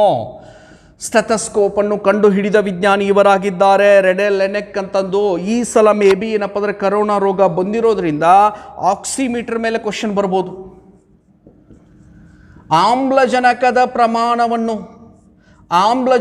ಪ್ರಮಾಣವನ್ನು ಬೆರಳಿಗೆ ಹಾಕ್ಬಿಡ್ತಾ ಇರ್ತಾರೆ. ಇಷ್ಟು ತೋರಿಸ್ಬೇಕು. ಆಕ್ಸಿಜನ್ ಲೆವೆಲ್ 99 ಅಂದರೆ ಅವನಿಗೆ ಕರೋನಾ ಸಮಸ್ಯೆ ಇಲ್ಲ. ಆಮೇಲೆ ಪಲ್ಸ್ ರೇಟು 110 ಅಥವಾ 112ರವರೆಗೆ ತೋರಿಸ್ಬೇಕು. ಪಲ್ಸ್ ರೇಟು ಏನಪ್ಪ ಅಂದ್ರೆ 110 ಅಥವಾ 112ರವರೆಗೆ ತೋರಿಸ್ಬೇಕು. ಆಮ್ಲಜನಕದ ಪ್ರಮಾಣವನ್ನು ಗುರುತಿಸುವ ಉಪಕರಣ ಇದಾಗಿದೆ ಆಕ್ಸಿಮೀಟರ್ ಅಂತಂದು. 90 ಮೇಲ್ಗಡೆ ಇದ್ದರೆ ಅವನು ಸೇಫು. 25, 30 ಬರ್ತಾ ಇದೆ ಅಂದರೆ ಮುಗಿದೋಯ್ತು. ನಿಂದ್ರಾಕ್ ಬರ್ತಾ ಇರಂಗಿಲ್ಲ, ಕುಂದ್ರಾಕ್ ಬರ್ತಾ ಇರಂಗಿಲ್ಲ, ಹೋಗ್ಬಿಡ್ತಾ ಇರ್ತಾರೆ. ಗೊತ್ತಲ್ಲ, ಮೊನ್ನೆ ಚಾಮರಾಜನಗರದಲ್ಲಿ 24 ಜನ ಹೋದರು. ಯಾವುದರ ಕೊರತೆಯಿಂದ ಅಂದರೆ ಆಮ್ಲಜನಕದ ಕೊರತೆಯಿಂದ. ಆಕ್ಸಿಮೀಟರ್ ಅಂತ ಹೇಳ್ತೀವಿ. ಆಕ್ಸಿಮೀಟರ್ ಅಂತಂದು ನೋಡ್ರಿ ಭಾಳ ಇಂಪಾರ್ಟೆಂಟ್ ಆಗಿರ್ತಕ್ಕಂಥದ್ದು. ಆ ಸಣ್ಣದೊಂದು ಬೆರಳಿಗೆ ಹಾಕ್ತಾರೆ. ಏನಂದರೆ ಈ ಒಂದು ಬೆರಳಿಗೆ ಹಾಕಿದರೆ ಈ ಪಲ್ಸ್ ರೇಟು ಹೃದಯ 112 ತೋರಿಸಿದ್ರೆ ಆಕ್ಸಿಜನ್ ಲೆವೆಲ್ 99 ಇರಬೇಕು. ಇದಾದ ಮೇಲೆ ನೆಕ್ಸ್ಟ್ ಬರ್ತಕ್ಕಂಥದ್ದು ಏನಪ್ಪ ಅಂದರೆ ಆರೋಗ್ಯವಂತ ಮನುಷ್ಯನ ನೋಡ್ರಿ, ಕಂಟಿನ್ಯೂಸ್ ಇದೆ PSIನಲ್ಲಿ ಕ್ವಶನ್ನು. ಆರೋಗ್ಯವಂತ ಮನುಷ್ಯನ ಸರಾಸರಿ ಹೃದಯ ಬಡಿತ ಇದಾಗಿದೆ. ಆರೋಗ್ಯವಂತ ಮನುಷ್ಯನ ಸರಾಸರಿ ಹೃದಯ ಬಡಿತ ಎಷ್ಟಪ್ಪ ಅಂದರೆ 72 ಪ್ರತಿ ನಿಮಿಷಕ್ಕೆ. ನೋಡ್ರಿ, ಆರೋಗ್ಯವಂತ ಮನುಷ್ಯನ ಸರಾಸರಿ ಹೃದಯ ಬಡಿತ ಏನಪ್ಪ ಅಂತಂದರೆ 72 ಆದರೆ ಮಗುವಿನ ಹೃದಯ ಬಡಿತ ಏನಪ್ಪ ಅಂದರೆ 120 ಆಗಿರುತ್ತೆ ಮಗುವಿನ ಹೃದಯ ಬಡಿತ. ಅದೇ ರೀತಿ ಏನಪ್ಪ ಅಂತಂದರೆ ವಯೋವೃದ್ಧರ ಹೃದಯ ಬಡಿತ ಏನಪ್ಪ ಅಂದರೆ 68 ಇರುತ್ತೆ. ನೋಡ್ರಿ, ವಯೋವೃದ್ಧರ ಹೃದಯ ಬಡಿತ ಏನಪ್ಪ ಅಂತಂದರೆ 68 ಇರುತ್ತೆ. ಈ 3 ಪದಗಳನ್ನು ನೆನ್ಪಿಟ್ಕೋಬೇಕು. ಸ್ಟೆಥೋಸ್ಕೋಪನ್ನು ನೆನ್ಪಿಟ್ಕೋಬೇಕು. ಸ್ಟೆಥೋಸ್ಕೋಪ್ ಕಂಟಿನ್ಯೂಸ್ ಆಗಿ ಎಕ್ಸಾಮ್ನಲ್ಲಿ ಹೈಲೈಟ್ ಮಾಡ್ತಾ ಇರ್ತಾರೆ. ಉಸಿರಾಟ ಕ್ರಿಯೆ ಕಡಿಮೆ ಆಗಬಾರ್ದು ಅಂದರೆ ಬೆಳಗಿನ ಜಾವದಲ್ಲಿ ಒಂದು 2 ಅಥವಾ 3 ನಿಮಿಷ ಕಪಾಲಭಾತಿ ಮಾಡಬೇಕು. ಆಟೋಮೆಟಿಕ್ಕಾಗಿ ರೆಸ್ಪಿರೇಷನ್ನು ಹೆಚ್ಚಾಗುತ್ತೆ. ಇದಾದ ಮೇಲೆ ನೆಕ್ಸ್ಟ್ ಬರ್ತಕ್ಕಂಥದ್ದು ಏನಪ್ಪ ಅಂತಂದರೆ ಹೃದಯದಲ್ಲಿ ಮುಖ್ಯವಾಗಿ 2 ರೀತಿಯಾಗಿರ್ತಕ್ಕಂಥ ಚಲನೆಗಳು. ನಿಮಗೆ ಆಗಲೇ ಹೇಳಿಬಿಟ್ಟೆ, ಸ್ಟಾರ್ಟ್ ಆಗೋಕ್ಕಿಂತ ಮುಂಚೆನೇ ಹೇಳಿದ್ದೀನಿ. ಹೃದಯ ಜಸ್ಟ್ ಒಂದು ಪಂಪಿಂಗ್ ಮಷಿನ್. ಅದು ರಕ್ತವನ್ನು ಪಂಪ್ ಮಾಡ್ತಕ್ಕಂಥ ಒಂದು ಮುಖ್ಯವಾಗಿರ್ತಕ್ಕಂಥ ಅಂಗ. ಅದನ್ನು ಮನಸ್ಸು ಹಾಗೆ ಹೀಗೆ ಅಂತ ಏನಂದರೆ ಬೇರೆ ಬೇರೆ ರೀತಿಯಾಗಿರ್ತಕ್ಕಂಥ ವಿಷಯಗಳನ್ನು ತುಂಬಿ ಏನಪ್ಪ ಅಂದರೆ ಹೃದಯಾಘಾತಕ್ಕೆ ಕಾರಣವಾಗ್ತಾ ಇದೆ. ಹಾರ್ಟ್ ಅಟ್ಯಾಕಿಗೆ ಏನಂದ್ರೆ ಕಾರಣ ಆಗ್ತಾ ಇದೆ.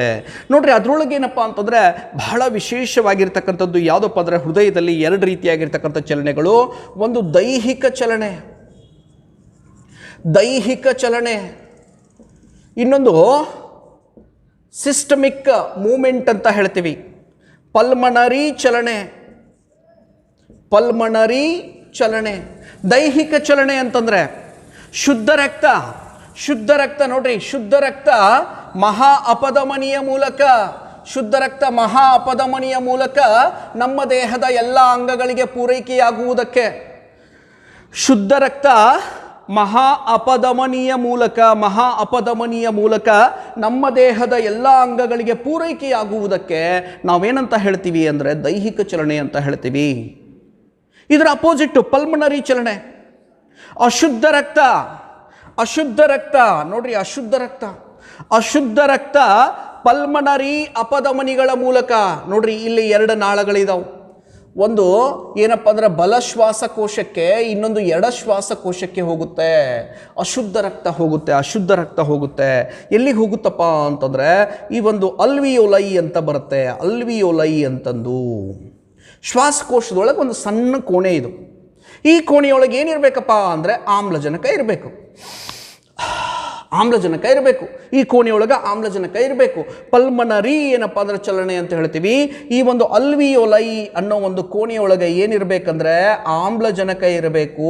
ಆದರೆ ಪ್ರಸ್ತುತವಾಗಿ ಈ ಕೋಣೆಯೊಳಗೆ ಹೋಗಿ ಯಾವುದು ಕೂತ್ಕೊಳ್ತಾ ಇದೆ ಅಂದರೆ ಕರೋನಾ ವೈರಸ್ ಕೂತ್ಕೊಳ್ತಾ ಇದೆ. ಈ ವೈರಸ್ ಕೂತ್ಕೊಳ್ತಾ ಇರೋದ್ರಿಂದ ನಮಗೆ ಯಾವ ಅನಿಲ ಸಿಗ್ತಾ ಇಲ್ಲ ಅಂದರೆ ಆಕ್ಸಿಜನ್ ಸಿಗ್ತಾ ಇಲ್ಲ. ಹೇಳ್ತೀವಲ್ಲ, ಮೂಗಿಗೆ ಬಾಯಿಗೆ ಹಾಕಿ ಆಕ್ಸಿಜನನ್ನು ಸ್ಪೀಡಾಗಿ ಒಳಗಡೆ ಹೊಡಿತಾರೆ. ಯಾರು ರೆಸ್ಪಾನ್ಸ್ ಮಾಡ್ತಾರೆ, ಸ್ಪಂದಿಸ್ತಾರೆ, ಅವನು ಬದುಕಿ ಬರ್ತಾನೆ. ಯಾರು ಸ್ಪಂದಿಸೋದಿಲ್ಲ, ಎನರ್ಜಿ ಬಹಳ ಕಡಿಮೆ ಇರುತ್ತೆ, 2 ಅಥವಾ 3 ದಿನದಲ್ಲಿ ಪ್ಯಾಕ್ ಮಾಡಿ ಕೊಟ್ಟು ಕಳಿಸ್ಬಿಡ್ತಾರೆ. ಹೀಗಾಗಿ ಏನಪ್ಪ ಅಂದ್ರೆ ಬಹಳ ಹುಷಾರಾಗಿರಬೇಕು. ಉಸಿರಾಟ ಕ್ರಿಯೆ ಚೆನ್ನಾಗಿರಬೇಕು. ಬಿಸಿ ನೀರನ್ನೇ ಕುಡಿತಾರೆ, ಬಿಸಿ ಗಾಳಿಯನ್ನೇ ತೆಗೆದುಕೊಳ್ತಾರೆ. ನಮ್ಮ ಕ್ಲಾಸ್ ಕೇಳ್ತಾ ಇರ್ರಿ. B safe with MG study circle and be safe with home. Wonderful ಆಗಿರ್ತಕ್ಕಂಥ ಕ್ಲಾಸಸ್ ಬರ್ತಾ ಇದ್ದಾವೆ. Mental ability, science, history, geography, polity, economy. ಇವತ್ತು ಎಕನಾಮಿ ಕ್ಲಾಸ್ ಬರ್ತಾ ಇದೆ. ನಮ್ಮ ಸರ್ ಎಸ್ಸೆ ತೆಗೆದುಕೊಳ್ತಾ ಇದ್ದಾರೆ. ಅವನ್ನೆಲ್ಲ ನೋಡ್ತಾ ಇರ್ರಿ, ಇವನ್ನೆಲ್ಲ ಪಾಯಿಂಟ್ಸ್ ಬರ್ಕೊಳ್ತಾ ಇರ್ರಿ. ನೋಡ್ರಿ, ಅಲ್ವಿಯೋಲೈ ಗಾಳಿಯನ್ನು ಒಳಗಡೆ ತೆಗೆದುಕೊಂಡಾಗ ಆಮ್ಲಜನಕ ಬಂದು ಒಳಗಡೆ ಸಂಗ್ರಹ ಆಗಬೇಕು. ಸಂಗ್ರಹ ಆದಮೇಲೆ ಏನಪ್ಪ ಅಂತಂದರೆ ಪಲ್ಮನರಿ ಚಲನೆ ಅಂತ ಹೇಳ್ತೀವಿ. ಪಲ್ಮನರಿ ಅಪಧಮನಿಗಳ ಮೂಲಕ, ಈ 2 ಟ್ಯೂಬ್ಗಳ ಮೂಲಕ ಏನಪ್ಪ ಅಂದರೆ ಅಶುದ್ಧ ರಕ್ತ ಬಂದದ್ದೇ ಅಂದರೆ ಇದು ಸುತ್ತಲೂ ಏನಾದರೂ ಸುತ್ತಾಗ್ತಾ ಇರ್ತೈತಿ. ಇದ್ರ ಸುತ್ತಲೂ ಸುತ್ತಾಕಬೇಕಾದಾಗ ಈ ರಕ್ತದಲ್ಲಿ ಒಂದು ಇಂಪಾರ್ಟೆಂಟ್ ಆಗಿರ್ತಕ್ಕಂಥ ಮೂಲ ವಸ್ತು ಇರುತ್ತೆ. ಆ ಮೂಲ ವಸ್ತುವನ್ನು ನಾವೇನಂತ ಹೇಳ್ತೀವಿ ಅಂದರೆ ಕಬ್ಬಿಣ ಅಂತ ಹೇಳ್ತೀವಿ. ಇಲ್ಲಿ ಒಳಗಡೆ ಏನಪ್ಪ ಅಂದ್ರೆ ಆಮ್ಲಜನಕ ಇರುತ್ತೆ. ನಿಸರ್ಗದಲ್ಲಿ ಒಂದು ನೇಚರ್ ಇದೆ, ಒಂದು ಲವ್ ಇದೆ. ಯಾವ 2 ಮೂಲ ವಸ್ತುಗಳಿಗೆ ಅಂದರೆ ಈ ಆಮ್ಲಜನಕಕ್ಕೆ, ಆಮೇಲೆ ಏನಾದ್ರೆ ಕಬ್ಬಿಣಕ್ಕೆ. ಈ ಕಬ್ಬಿಣ ಏನು ಮಾಡಿಬಿಡುತ್ತೆ ಅಂದರೆ ಆಮ್ಲಜನಕವನ್ನು ಒಳಗಡೆ ತೆಗೆದುಕೊಂಡು ಬಿಡುತ್ತೆ. ನಮ್ಮ ರಕ್ತದೊಳಗಿರುತ್ತೆ ಇದು ಕಬ್ಬಿಣ. ಕೆಂಪು ಬಣ್ಣದಲ್ಲಿ ನಮ್ಮ ರಕ್ತ ಇರಲಿಕ್ಕೆ ಮುಖ್ಯ ಕಾರಣ ಈ ಕಬ್ಬಿಣ ಏನು ಮಾಡುತ್ತೆ, ಆಮ್ಲಜನಕವನ್ನು ಒಳಗಡೆ ತೆಗೆದುಕೊಂಡು ಬಿಡುತ್ತೆ. ಇದರೊಳಗೆ ಒಂದು ಅನಿಲ ಇರುತ್ತೆ, ಅದನ್ನೇಂದ್ರೆ ಅಶುದ್ಧ ರಕ್ತ ಅಂತ ಹೇಳ್ತೀವಿ. ಅದೇನೆಂದರೆ CO2 ಅಂತಂದು.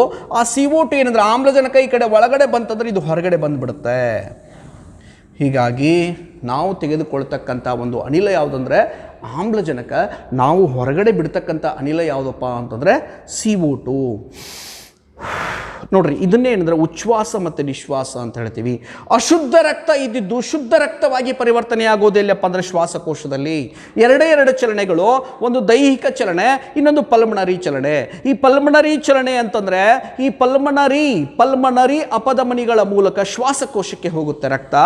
ಇನ್ನೊಂದು ಏನಪ್ಪ ಅಂದ್ರೆ ದೈಹಿಕ ಚಲನೆ ಅಂತಂದರೆ ಈ ಎಡ ಹೃತ್ಕುಕ್ಷಿಯಿಂದ ಪಂಪ್ ಆಗಿರ್ತಕ್ಕಂಥ ಬ್ಲಡ್ ಏನಂದರೆ ನಮ್ಮ ದೇಹದ ಎಲ್ಲ ಅಂಗಗಳಿಗೆ ಪೂರೈಕೆಯಾಗಿ ಆಮ್ಲಜನಕವನ್ನು ಪೂರೈಕೆ ಮಾಡಿ ಅಲ್ಲಿರ್ತಕ್ಕಂಥ ಅಶುದ್ಧ ರಕ್ತವನ್ನು ತೆಗೆದುಕೊಂಡು ಊರ್ಧ್ವ ಅಭಿಧಮನಿಯ ಮೂಲಕ ಈ ಕೋಣೆಗೆ ಬರುತ್ತೆ, ನೀಚ ಅಭಿಧಮನಿಗಳ ಮೂಲಕ ಈ ಕೋಣೆಗೆ ಬರುತ್ತೆ.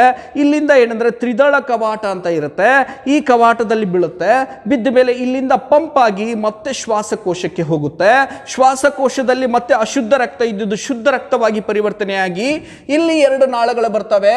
ಈ 2 ನಾಳಗಳ ಮೂಲಕ ಹೃದಯಕ್ಕೆ ಬರುತ್ತೆ. ಈ ರೀತಿ ನಮ್ಮಲ್ಲಿ ರಕ್ತ ಪರಿಚಲನೆ ಇರುತ್ತೆ. ಈ ರಕ್ತ ಪರಿಚಲನೆಯನ್ನು ಕಂಡುಹಿಡಿದವನು ಯಾರಪ್ಪ ಅಂತಂದರೆ ವಿಲಿಯಂ ಹಾರ್ವೆ.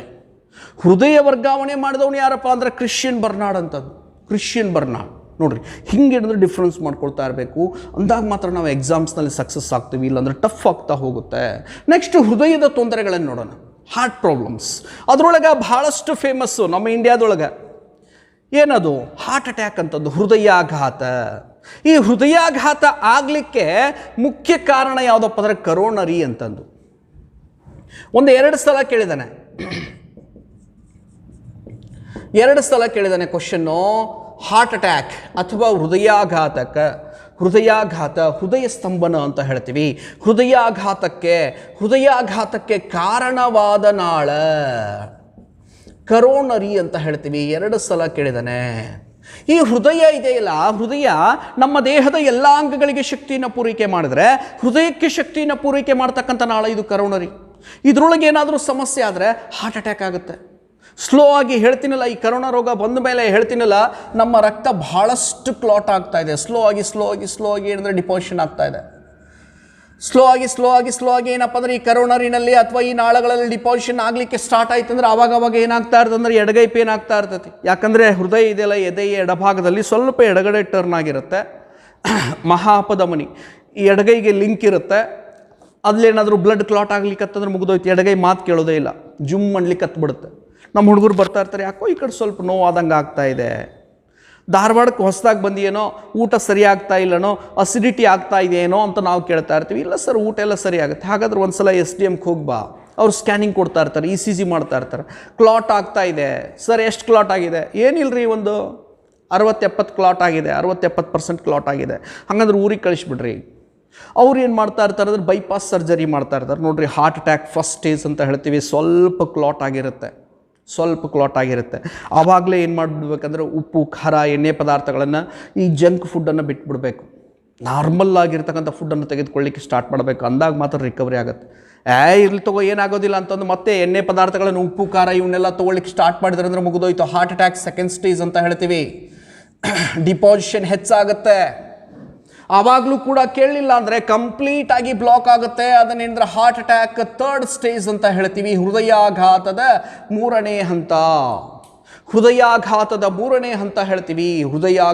ಮೂರನೇ ಹಂತ ಅಂತ ಹೇಳ್ತೀವಿ. ಎಲ್ಲಿ ಕೂತ್ಕೊಂಡಿರ್ತಾನಲ್ಲ, ಎದೆ ಹಿಡ್ಕೊಂಡು ಅಲ್ಲೇ ಏನಪ್ಪ ಅಂದ್ರೆ ಒಂದು 2 ನಿಮಿಷ ಏನಪ್ಪ ಅಂದ್ರೆ ಚಟಪಟ ಒದ್ದಾಡ್ಬಿಟ್ಟಿರ್ತಾನೆ.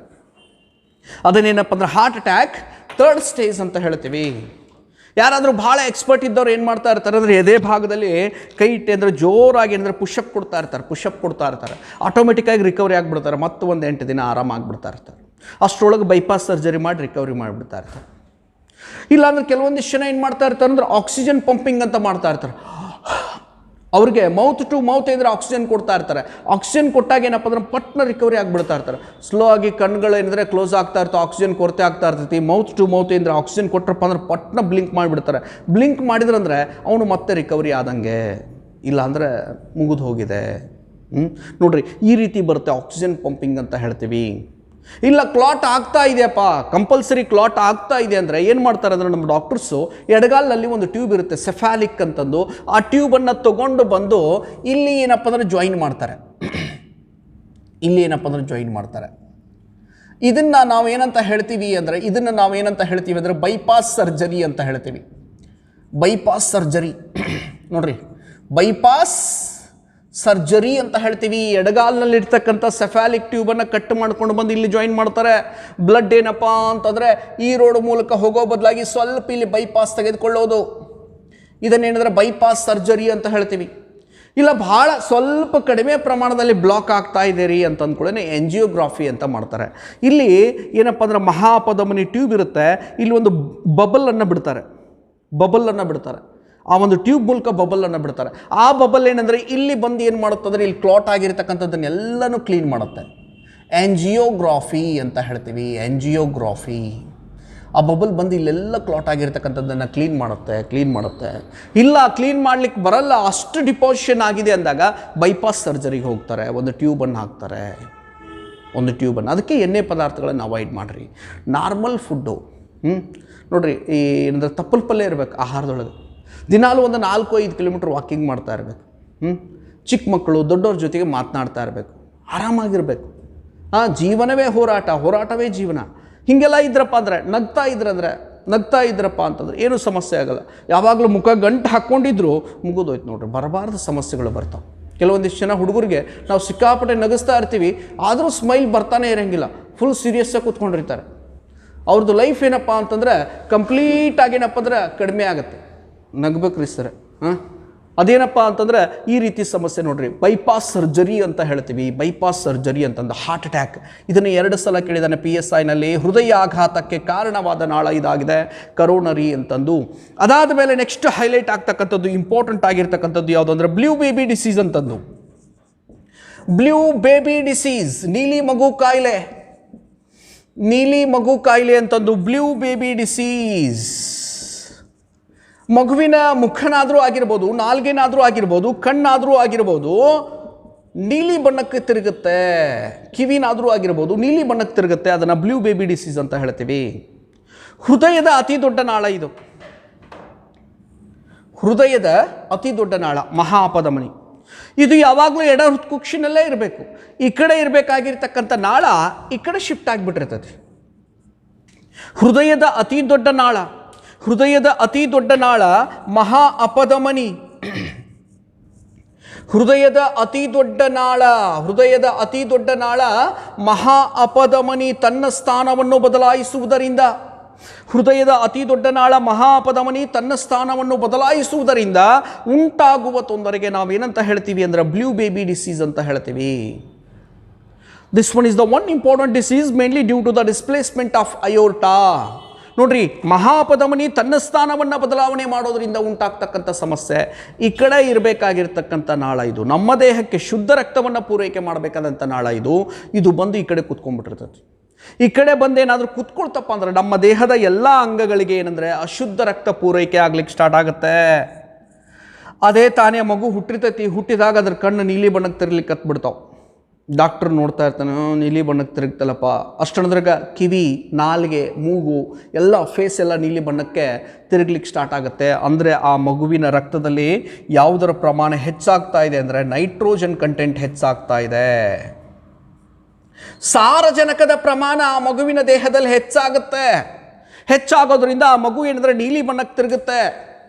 ಡಾಕ್ಟ್ರ್ ಪಟ್ನ ಅಂದರೆ ಮಾಹಿತಿ ಕೊಡ್ತಾನೆ, ಪೇರೆಂಟ್ಸ್ ನೋಡ್ತಾ ಇರ್ತಾನೆ, ಪೇರೆಂಟ್ಸಿಗೆ ನೋಡ್ತಾ ಇರ್ತಾನೆ, ಪಟ್ನ ಏನಾದ್ರೆ ಮಾಹಿತಿ ಕೊಡ್ತಾ ಇರ್ತಾನೆ. ಹೇಗೆ ಪೇರೆಂಟ್ಸು ಶ್ರೀಮಂತರದಾರೋ ಬಡವರು ಅದಾರ? ಇಲ್ಲ ಸರ್, ಭಾಳ ಬಡವರು ಅದಾರ ಸರ್, ಅಲ್ಲಿ ಹೊಲ್ದಾಗ ಕೆಲಸ ಮಾಡ್ತಾರೆ. ಹೌದನು? ಆಯ್ತು ಬಿಡು. ಭಾಳ ಶ್ರೀಮಂತರಿದ್ರೆ ಮಾಹಿತಿ ಕೊಡ್ತಾನೆ. ನೋಡ್ರಿ, ಹೀಗಿದೆ ಈ ಟ್ಯೂಬ್ ಏನಂದರೆ ಬಂದೆ ಅಂದರೆ ಈ ಕಡೆ ಸೆಟ್ ಆಗಿದೆ, ಇದನ್ನು ಈ ಕಡೆ ಅಂದರೆ ಶಿಫ್ಟ್ ಮಾಡಬೇಕು, ಒಂದು 30-40 ಲಕ್ಷ ರೂಪಾಯಿ ಖರ್ಚಾಗುತ್ತೆ, ಓಕೆನಾ ಅಂತಂದರೆ ನಡೆಯುತ್ತೆ ಸರ್, ನಾವು ಏನಾದರೂ ಟ್ರೀಟ್ಮೆಂಟ್ ಕೊಡಿಸ್ತೀವಿ ಅಂದ್ಕೊಳ್ಳಿ ದೊಡ್ಡ ಹಾಸ್ಪಿಟ್ಲಿಗೆ ಅಂತ ಶಿಫ್ಟ್ ಮಾಡ್ತಾರೆ. ಅವರು ಡಾಕ್ಟರ್ಸ್ ಏನು ಮಾಡ್ತಾರೆ ಅಂದರೆ ಈ ಕಡೆ ಇರ್ತಕ್ಕಂಥ ಟ್ಯೂಬನ್ನು ಕಿತ್ತು ಏನಪ್ಪ ಅಂದರೆ ಈ ಕಡೆ ಶಿಫ್ಟ್ ಮಾಡಿಸ್ತಾರೆ. ಶಿಫ್ಟ್ ಮಾಡಿಸಿದ್ರು ಕೂಡ ಎಲ್ಲ ಏನಂದರೆ ನಮ್ಮ ಥರ ನ್ಯಾಚುರಲ್ ಆಗಿರೋಂಗಿಲ್ಲ. ಅವರು ನ್ಯಾಚುರಲ್ ಆಗಿರೋಂಗಿಲ್ಲ. ಯಾಕಂದರೆ ಆಲ್ರೆಡಿ ಅಂದರೆ ಸರ್ಜರಿ ಆಗಿಬಿಟ್ಟಿದೆಯಲ್ಲ, ಆಲ್ರೆಡಿ ಒಳಗಡೆ ಅಂದರೆ ಡ್ಯಾಮೇಜ್ ಆಗಿಬಿಟ್ಟಿದೆ. ಹೇಳ್ತಾ ಇರ್ತಾರೆ ನಮ್ಮ ಕಡೆ ಗ್ರಾಮೀಣ ಪ್ರದೇಶದೊಳಗೆ, ದೇವರು ಕೊಟ್ಟಿದ್ದು ಕೊನೆ ತನಕ, ಮನುಷ್ಯ ಕೊಟ್ಟಿದ್ದು ಮನೆ ತನಕ ಅಂತಂದು. ನೋಡ್ರಿ, ಈ ಕಡೆ ಶಿಫ್ಟ್ ಮಾಡಿಬಿಟ್ಟಿರ್ತಾರೆ, ಅಲ್ಲೇ ಎಲ್ಲೋ ಒಂದು ಕಡೆ ಅಂದರೆ ಈ ರೀತಿ ಸರ್ಜರಿ ಆದವ್ರು ಕೂತ್ಕೊಂಡ್ಬಿಡೋದು. ಜಾಸ್ತಿ ನಗುವಂಗಿಲ್ಲ, ಜಾಸ್ತಿ ಅಳುವಂಗೂ ಇಲ್ಲ. ಏನಾದರೂ ಟಿ ವಿ ನೋಡ್ಕೊಂತ ಹಾಗೆ ಸುಮ್ಕೆ ಕೂತ್ಕೊಂಡ್ಬಿಡೋದು. ಅಂಥದ್ರೊಳಗೆ ನಮ್ಗೆ ಯಾವಾದರೂ ಓಡಾಳು ಹುಡುಗರು ಏನೋ ಫ್ರೆಂಡ್ ಆರಾಮಣೋ ಅಂತಂದು ಹೋಗಿ ಏನಂದರೆ ಲೈಟಾಗಿ ಏನಂದರೆ ಎಡಗಡೆ ಪಂಚ್ ಹೊಡೆದ್ರೆ ಅಂದರೆ ಮುಗಿದೋಯ್ತು, ಅಲ್ಲೇ ಕೂತ್ಕೊಂಡ್ಬಿಟ್ಟಿರ್ತಾನೆ. ನೆಕ್ಸ್ಟ್ ಸ್ಮೈಲೂ ಇಲ್ಲ, ಏನಪ್ಪ ಅಂತಂದ್ರೆ ಅಳುವುದೂ ಇಲ್ಲ. ಹೀಗಾಗಿ ಏನಪ್ಪ ಅಂತಂದರೆ ಇದನ್ನು ಬ್ಲೂ ಬೇಬಿ ಡಿಸೀಸ್ ಅಂತ ಹೇಳ್ತೀವಿ. ಮುಖ್ಯ ಕಾರಣ ಏನಂದರೆ, ಇದಕ್ಕೆ ಮುಖ್ಯ ಕಾರಣ ಅಂದರೆ ಅನುವಂಶೀಯ ತೊಂದರೆ. ಅಜ್ಜನೂ ಕೂಡ ಹಾರ್ಟ್ ಪೇಷಂಟು, ಅಜ್ಜಿನೂ ಕೂಡ ಹಾರ್ಟ್ ಪೇಷಂಟು, ತಂದೆನೂ ಕೂಡ ಹಾರ್ಟ್ ಪೇಷಂಟ್ ಇದ್ದಾಗ ನೆಕ್ಸ್ಟ್ ಹುಟ್ಟತಕ್ಕಂಥ ಮಗುವಿನಲ್ಲಿ ಈ ರೀತಿ ಸಮಸ್ಯೆ ಇರುತ್ತೆ. ಇಲ್ಲ ಕೆಲವೊಂದು ಟೈಮ್ ಏನಾಗಿರುತ್ತೆ, ಹೃದಯ ಎದೆಯ ಎಡಗಡೆ ಇರೋ ಬದಲಾಗಿ ಬಲಗಡೆ ಬಂದುಬಿಟ್ಟಿರ್ತದೆ. ಸೌಂಡು ಈ ಕಡೆ ಕೇಳಬೇಕು ನಮಗೆ, ಲಬ್ ಡಬ್ ಅಂತಂದು ಕೆಲವೊಂದಿಷ್ಟು ಜನ ಹುಡುಗರಲ್ಲಿ ಸೌಂಡ್ ಈ ಕಡೆ ಕೇಳಿಸ್ತಾ ಇರ್ತದೆ. ಏನಾದರೂ ಮೈಕೈ ನೋವು ಜ್ವರ ಬಂದಾಗ ಡಾಕ್ಟ್ರ್ ಪಟ್ನ ಸ್ಟೆಥೋಸ್ಕೋಪ್ ಹಾಕ್ಕೊಂಡು ಬಂದವನ ಎಡಗಡೆ ಹಿಡಿದಂದ್ರೆ ಅವ್ನು ಕೇಳಬೇಕು ಲಬ್ ಡಬ್ ಅಂತಂದು. ಕೇಳಂಗೇ ಇಲ್ಲ. ಏನಪ್ಪ ಇದು ಸ್ಟೆಥೋಸ್ಕೋಪ್ ಏನೋ ಪ್ರಾಬ್ಲಮ್ ಆಗಿದೆ ಅಂತಂದು ತಂದು ಹಿಡ್ಕೊಂಡು ನೋಡ್ತಾನೆ, ಇಲ್ಲ ಕೇಳಿಸ್ತಾ ಇದೆ. ಇವ್ರದ್ಯಾಕೆ ಕೇಳಿಸ್ತಾ ಇಲ್ಲ? ಮತ್ತೆ ಹಿಡಿತಾ ಇರ್ತಾನೆ. ಆಮೇಲೆ ಹೇಳ್ತಾ ಇರ್ತಾರೆ ಅವರು, ಇಲ್ಲ ಸರ್ ನಮ್ಮದು ಹೃದಯ ಎಡಗಡೆ ಇಲ್ಲ ಬಲಗಡೆ ಇದೆ. ಡಾಕ್ಟ್ರ್ ಸಿಟ್ಟಿಗೆ ಎದ್ದು ಬಿಡ್ತಾ ಇರ್ತಾನೆ, ಏನೋ ಮಾರೇ ಮೊದಲೇ ಹೇಳಬೇಕಿಲ್ಲ, ನನಗೆ ಹಾರ್ಟ್ ಅಟ್ಯಾಕ್ ಮಾಡಿಸಿದ್ದೆಲ್ಲೋ ನೀನು. ಅದೇನಪ್ಪ ಅಂದ್ರೆ ಸಡನ್ನಾಗಿ ಅಂದರೆ ಚೆಕ್ ಮಾಡ್ಲಿಕ್ಕೆ ಹೋದಾಗ ಈ ರೀತಿ ಸಮಸ್ಯೆ ಆಗುತ್ತೆ. ಕೆಲವೊಂದಿಷ್ಟು ಜನ ಹುಡುಗರಲ್ಲಿ ಏನಂದರೆ ಹೃದಯ ಎಡಗಡೆ ಇರೋ ಬದಲಾಗಿ ಬಲಗಡೆ ಇರುತ್ತೆ. ಅದನ್ನು ಡೆಕ್ಸ್ಟ್ರೋಕಾರ್ಡಿಯೋಗ್ರಾಫಿ ಅಂತ ಹೇಳ್ತೀವಿ. ಹೃದಯ ಬಲಭಾಗದಲ್ಲಿ ಕಂಡುಬರುವುದಕ್ಕೆ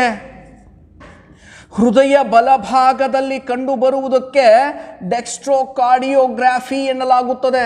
ನೋಡ್ರಿ, ಹೃದಯ ಬಲಭಾಗದಲ್ಲಿ ಕಂಡು ಬಂತಂದರೆ ಡೆಕ್ಸ್ಟ್ರೋಕಾರ್ಡಿಯೋಗ್ರಾಫಿ ಅಂತ ಹೇಳ್ತೀವಿ. ಹೃದಯ ಬಲಭಾಗದಲ್ಲಿ ಇತ್ತಂದರೆ ಡೆಕ್ಸ್ಟ್ರೋಕಾರ್ಡಿಯೋಗ್ರಾಫಿ. ನೋಡ್ರಿ, ಇವೆಲ್ಲ ಟರ್ಮ್ಸ್ ಇಂಪಾರ್ಟೆಂಟು. ಇದಾದ ಮೇಲೆ ಏನಪ್ಪ ಅಂದ್ರೆ ನೆಕ್ಸ್ಟು ಹೃದಯದ ತೊಂದರೆಗಳನ್ನು ಅಳಿತಕ್ಕಂಥ ಒಂದು ಉಪಕರಣ ಯಾವುದಪ್ಪ ಅಂದ್ರೆ, ಹೃದಯದ ತೊಂದರೆಗಳನ್ನು ಗುರುತಿಸ್ತಕ್ಕಂಥ ಉಪಕರಣ ECG ಅಂತ ಹೇಳ್ತೀವಿ. ಐಸ್ತೋವನಿಯನ್ನು ಅವ್ರು ಕಂಡುಹಿಡಿತಾರೆ 1924ರಲ್ಲಿ. ಎಲೆಕ್ಟ್ರೋಕಾರ್ಡಿಯೋಗ್ರಾಫ್ ಅಂತ ಹೇಳ್ತೀವಿ. ಎಲೆಕ್ಟ್ರೋಕಾರ್ಡಿಯೋಗ್ರಾಫ್ ಅಂತಂದು ಹೃದಯದ ತೊಂದರೆಗಳನ್ನು ಕಂಡುಹಿಡಿತಕ್ಕಂಥದ್ದು. ಇದನ್ನೇ ಸ್ವಲ್ಪ ಮಾಡಿಫೈಡ್ ಮಾಡ್ತಾನೆ ಇನ್ನೊಬ್ಬ ವಿಜ್ಞಾನಿ. EEG ಅಂತಂದು ಮೆದುಳಿನ ತೊಂದರೆಗಳನ್ನು ಕಂಡುಹಿಡಿಯುವ ಉಪಕರಣ. ಮೆದುಳಿನ ತೊಂದರೆಗಳನ್ನು ಎಲೆಕ್ಟ್ರೋ ಎನ್ಸೆಫೆಲೋಗ್ರಾಫ್ ಅಂತ ಹೇಳ್ತೀವಿ. ಮೆದುಳಿನ ತೊಂದರೆಗಳನ್ನು ಕಂಡುಹಿಡಿತಕ್ಕಂಥದ್ದು. ಇದನ್ನು ಕಂಡುಹಿಡಿದವನು ಹನ್ಸ್ಬರ್ಗರು. ECG ಅನ್ನು ಕಂಡುಹಿಡಿದವನು ಯಾರಪ್ಪ ಅಂದರೆ ಐಸ್ತೋವನಿ. ಎಲೆಕ್ಟ್ರೋಕಾರ್ಡಿಯೋಗ್ರಾಫ್ ಅಂತ ಹೇಳ್ತೀವಿ. ನೋಡ್ರಿ, ಇವನ್ನೆಲ್ಲ ನೆನ್ಪಿಟ್ಕೊಳ್ತಾ ಇರಬೇಕು. ಒಂದು 7 ರಿಂದ 10 ಉಪಕರಣಗಳು ಗೊತ್ತಿರಬೇಕು. ECG ಅಂದಾಗ ಐಸ್ತೋವನಿ, EEG ಅಂದಾಗ ಹನ್ಸ್ಬರ್ಗರು, ಸ್ಟೆಥೋಸ್ಕೋಪ್ ಅಂದಾಗ ಏನಪ್ಪ ಅಂತಂದರೆ ರೆನೆ ಲೆನೆಕ್ಕು, ಆಮೇಲೆ ಏನಪ್ಪ ಅಂತಂದರೆ ಸ್ಪಿಗ್ಮೋಮೋನೋಮೀಟರ್ ಅಂದಾಗ ರಿವೇರಾ ರಾಕಿ, ಫೇಸ್ಬುಕ್ ಅಂದಾಗ ಮಾರ್ಕ್ ಜುಕೆಲ್ಬರ್ಗು, ಗೂಗಲ್ ಅಂದಾಗ ಏನಪ್ಪ ಅಂದರೆ ಲ್ಯಾರಿ ಪೇಜು, ಅದಾದಮೇಲೆ ಏನಪ್ಪ ಅಂದರೆ ನೆಕ್ಸ್ಟ್ ಏನಪ್ಪ ಅಂದರೆ ಹೈಲೈಟ್ ಆಗ್ತಕ್ಕಂಥದ್ದು ಮೈಕ್ರೋಸಾಫ್ಟ್ ಅಂದಾಗ ಬಿಲ್ ಗೇಟ್ಸು, ವ್ಯಾಟ್ಸಪ್ ಅಂದಾಗ ಜಾನ್ ಕ್ರೋಮೋ. ನೋಡ್ರಿ, ಇವೆಲ್ಲ ಕೆಲವೊಂದಿಷ್ಟು ಸಂಶೋಧನೆಗಳಿದಾವಲ್ಲ ರೀಸೆಂಟಾಗಿ ಬಂದಿರತಕ್ಕಂಥವು. ಅವುಗಳನ್ನೆಲ್ಲ ಏನಂದ್ರೆ ನೆನಪಿನಲ್ಲಿ ಇಟ್ಕೊಳ್ತಾ ಇರಬೇಕು. ಅವು ಏನಂದ್ರೆ ನಮಗೆ ಎಕ್ಸಾಮ್ನಲ್ಲಿ ಕ್ವಶನ್ಸ್ ಆಗ್ತವೆ. ಅದೇ ರೀತಿ ಸೆಪ್ಟೆಂಬರ್ 29 ಅಂದಾಗ ವಿಶ್ವ ಹೃದಯ ದಿನ. ಅದಾದಮೇಲೆ ಏನಪ್ಪ ಅಂತಂದ್ರೆ ನೆಕ್ಸ್ಟ್ ಅಂದರೆ ಏಪ್ರಿಲ್ 22 ಅಂದಾಗ ಏನಪ್ಪ ಅಂತಂದರೆ ಜಲದಿನ, ಆಮೇಲೆ ಭೂದಿನ. ಮಾರ್ಚ್ 22 ಏನಪ್ಪ ಅಂದರೆ ಜಲದಿನ, ಆಮೇಲೆ ಏಪ್ರಿಲ್ 22 ಅಂದರೆ ಭೂದಿನ. ಅದಾದಮೇಲೆ ಏಪ್ರಿಲ್ 17 ಏನಂದರೆ ಏಪ್ರಿಲ್ 7 ಏನಂದರೆ ಆರೋಗ್ಯ ದಿನ ಅಂತ ಹೇಳ್ತೀವಿ. ಮಾರ್ಚ್ 8 ಯಾವ ದಿನ? ವಿಶ್ವ ಹೆಣ್ಣು ಮಕ್ಕಳ ದಿನ. ನೋಡ್ರಿ, ಏನಪ್ಪ ಅಂದರೆ ವರ್ಲ್ಡ್ ವುಮೆನ್ಸ್ ಡೇ ಅಂತ ಹೇಳ್ತೀವಿ ಮಾರ್ಚ್ 8. ಅದಾದಮೇಲೆ ಏನಪ್ಪ ಅಂದರೆ ಮೇ 8 ಇದೆಯಲ್ಲ, ಅದೇನಪ್ಪ ಅಂದರೆ ರೆಡ್ ಕ್ರಾಸ್ ದಿನ ಅಂತ ಹೇಳ್ತೀವಿ ಮೇ 8. ಹೀಗೆಲ್ಲ ಬರ್ತಾವೆ ವಿಶೇಷವಾಗಿರ್ತಕ್ಕಂಥ ದಿನಗಳು.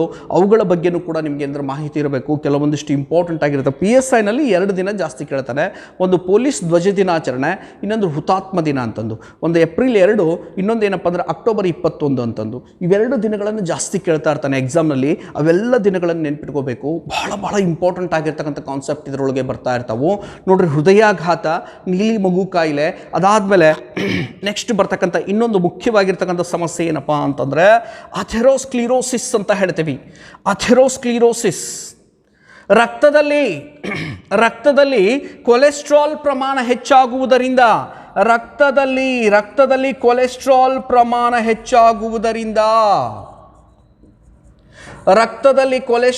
ಪ್ರಮಾಣ ಹೆಚ್ಚಾಗುವುದರಿಂದ ಉಂಟಾಗುವ ತೊಂದರೆ ಇದಾಗಿದೆ.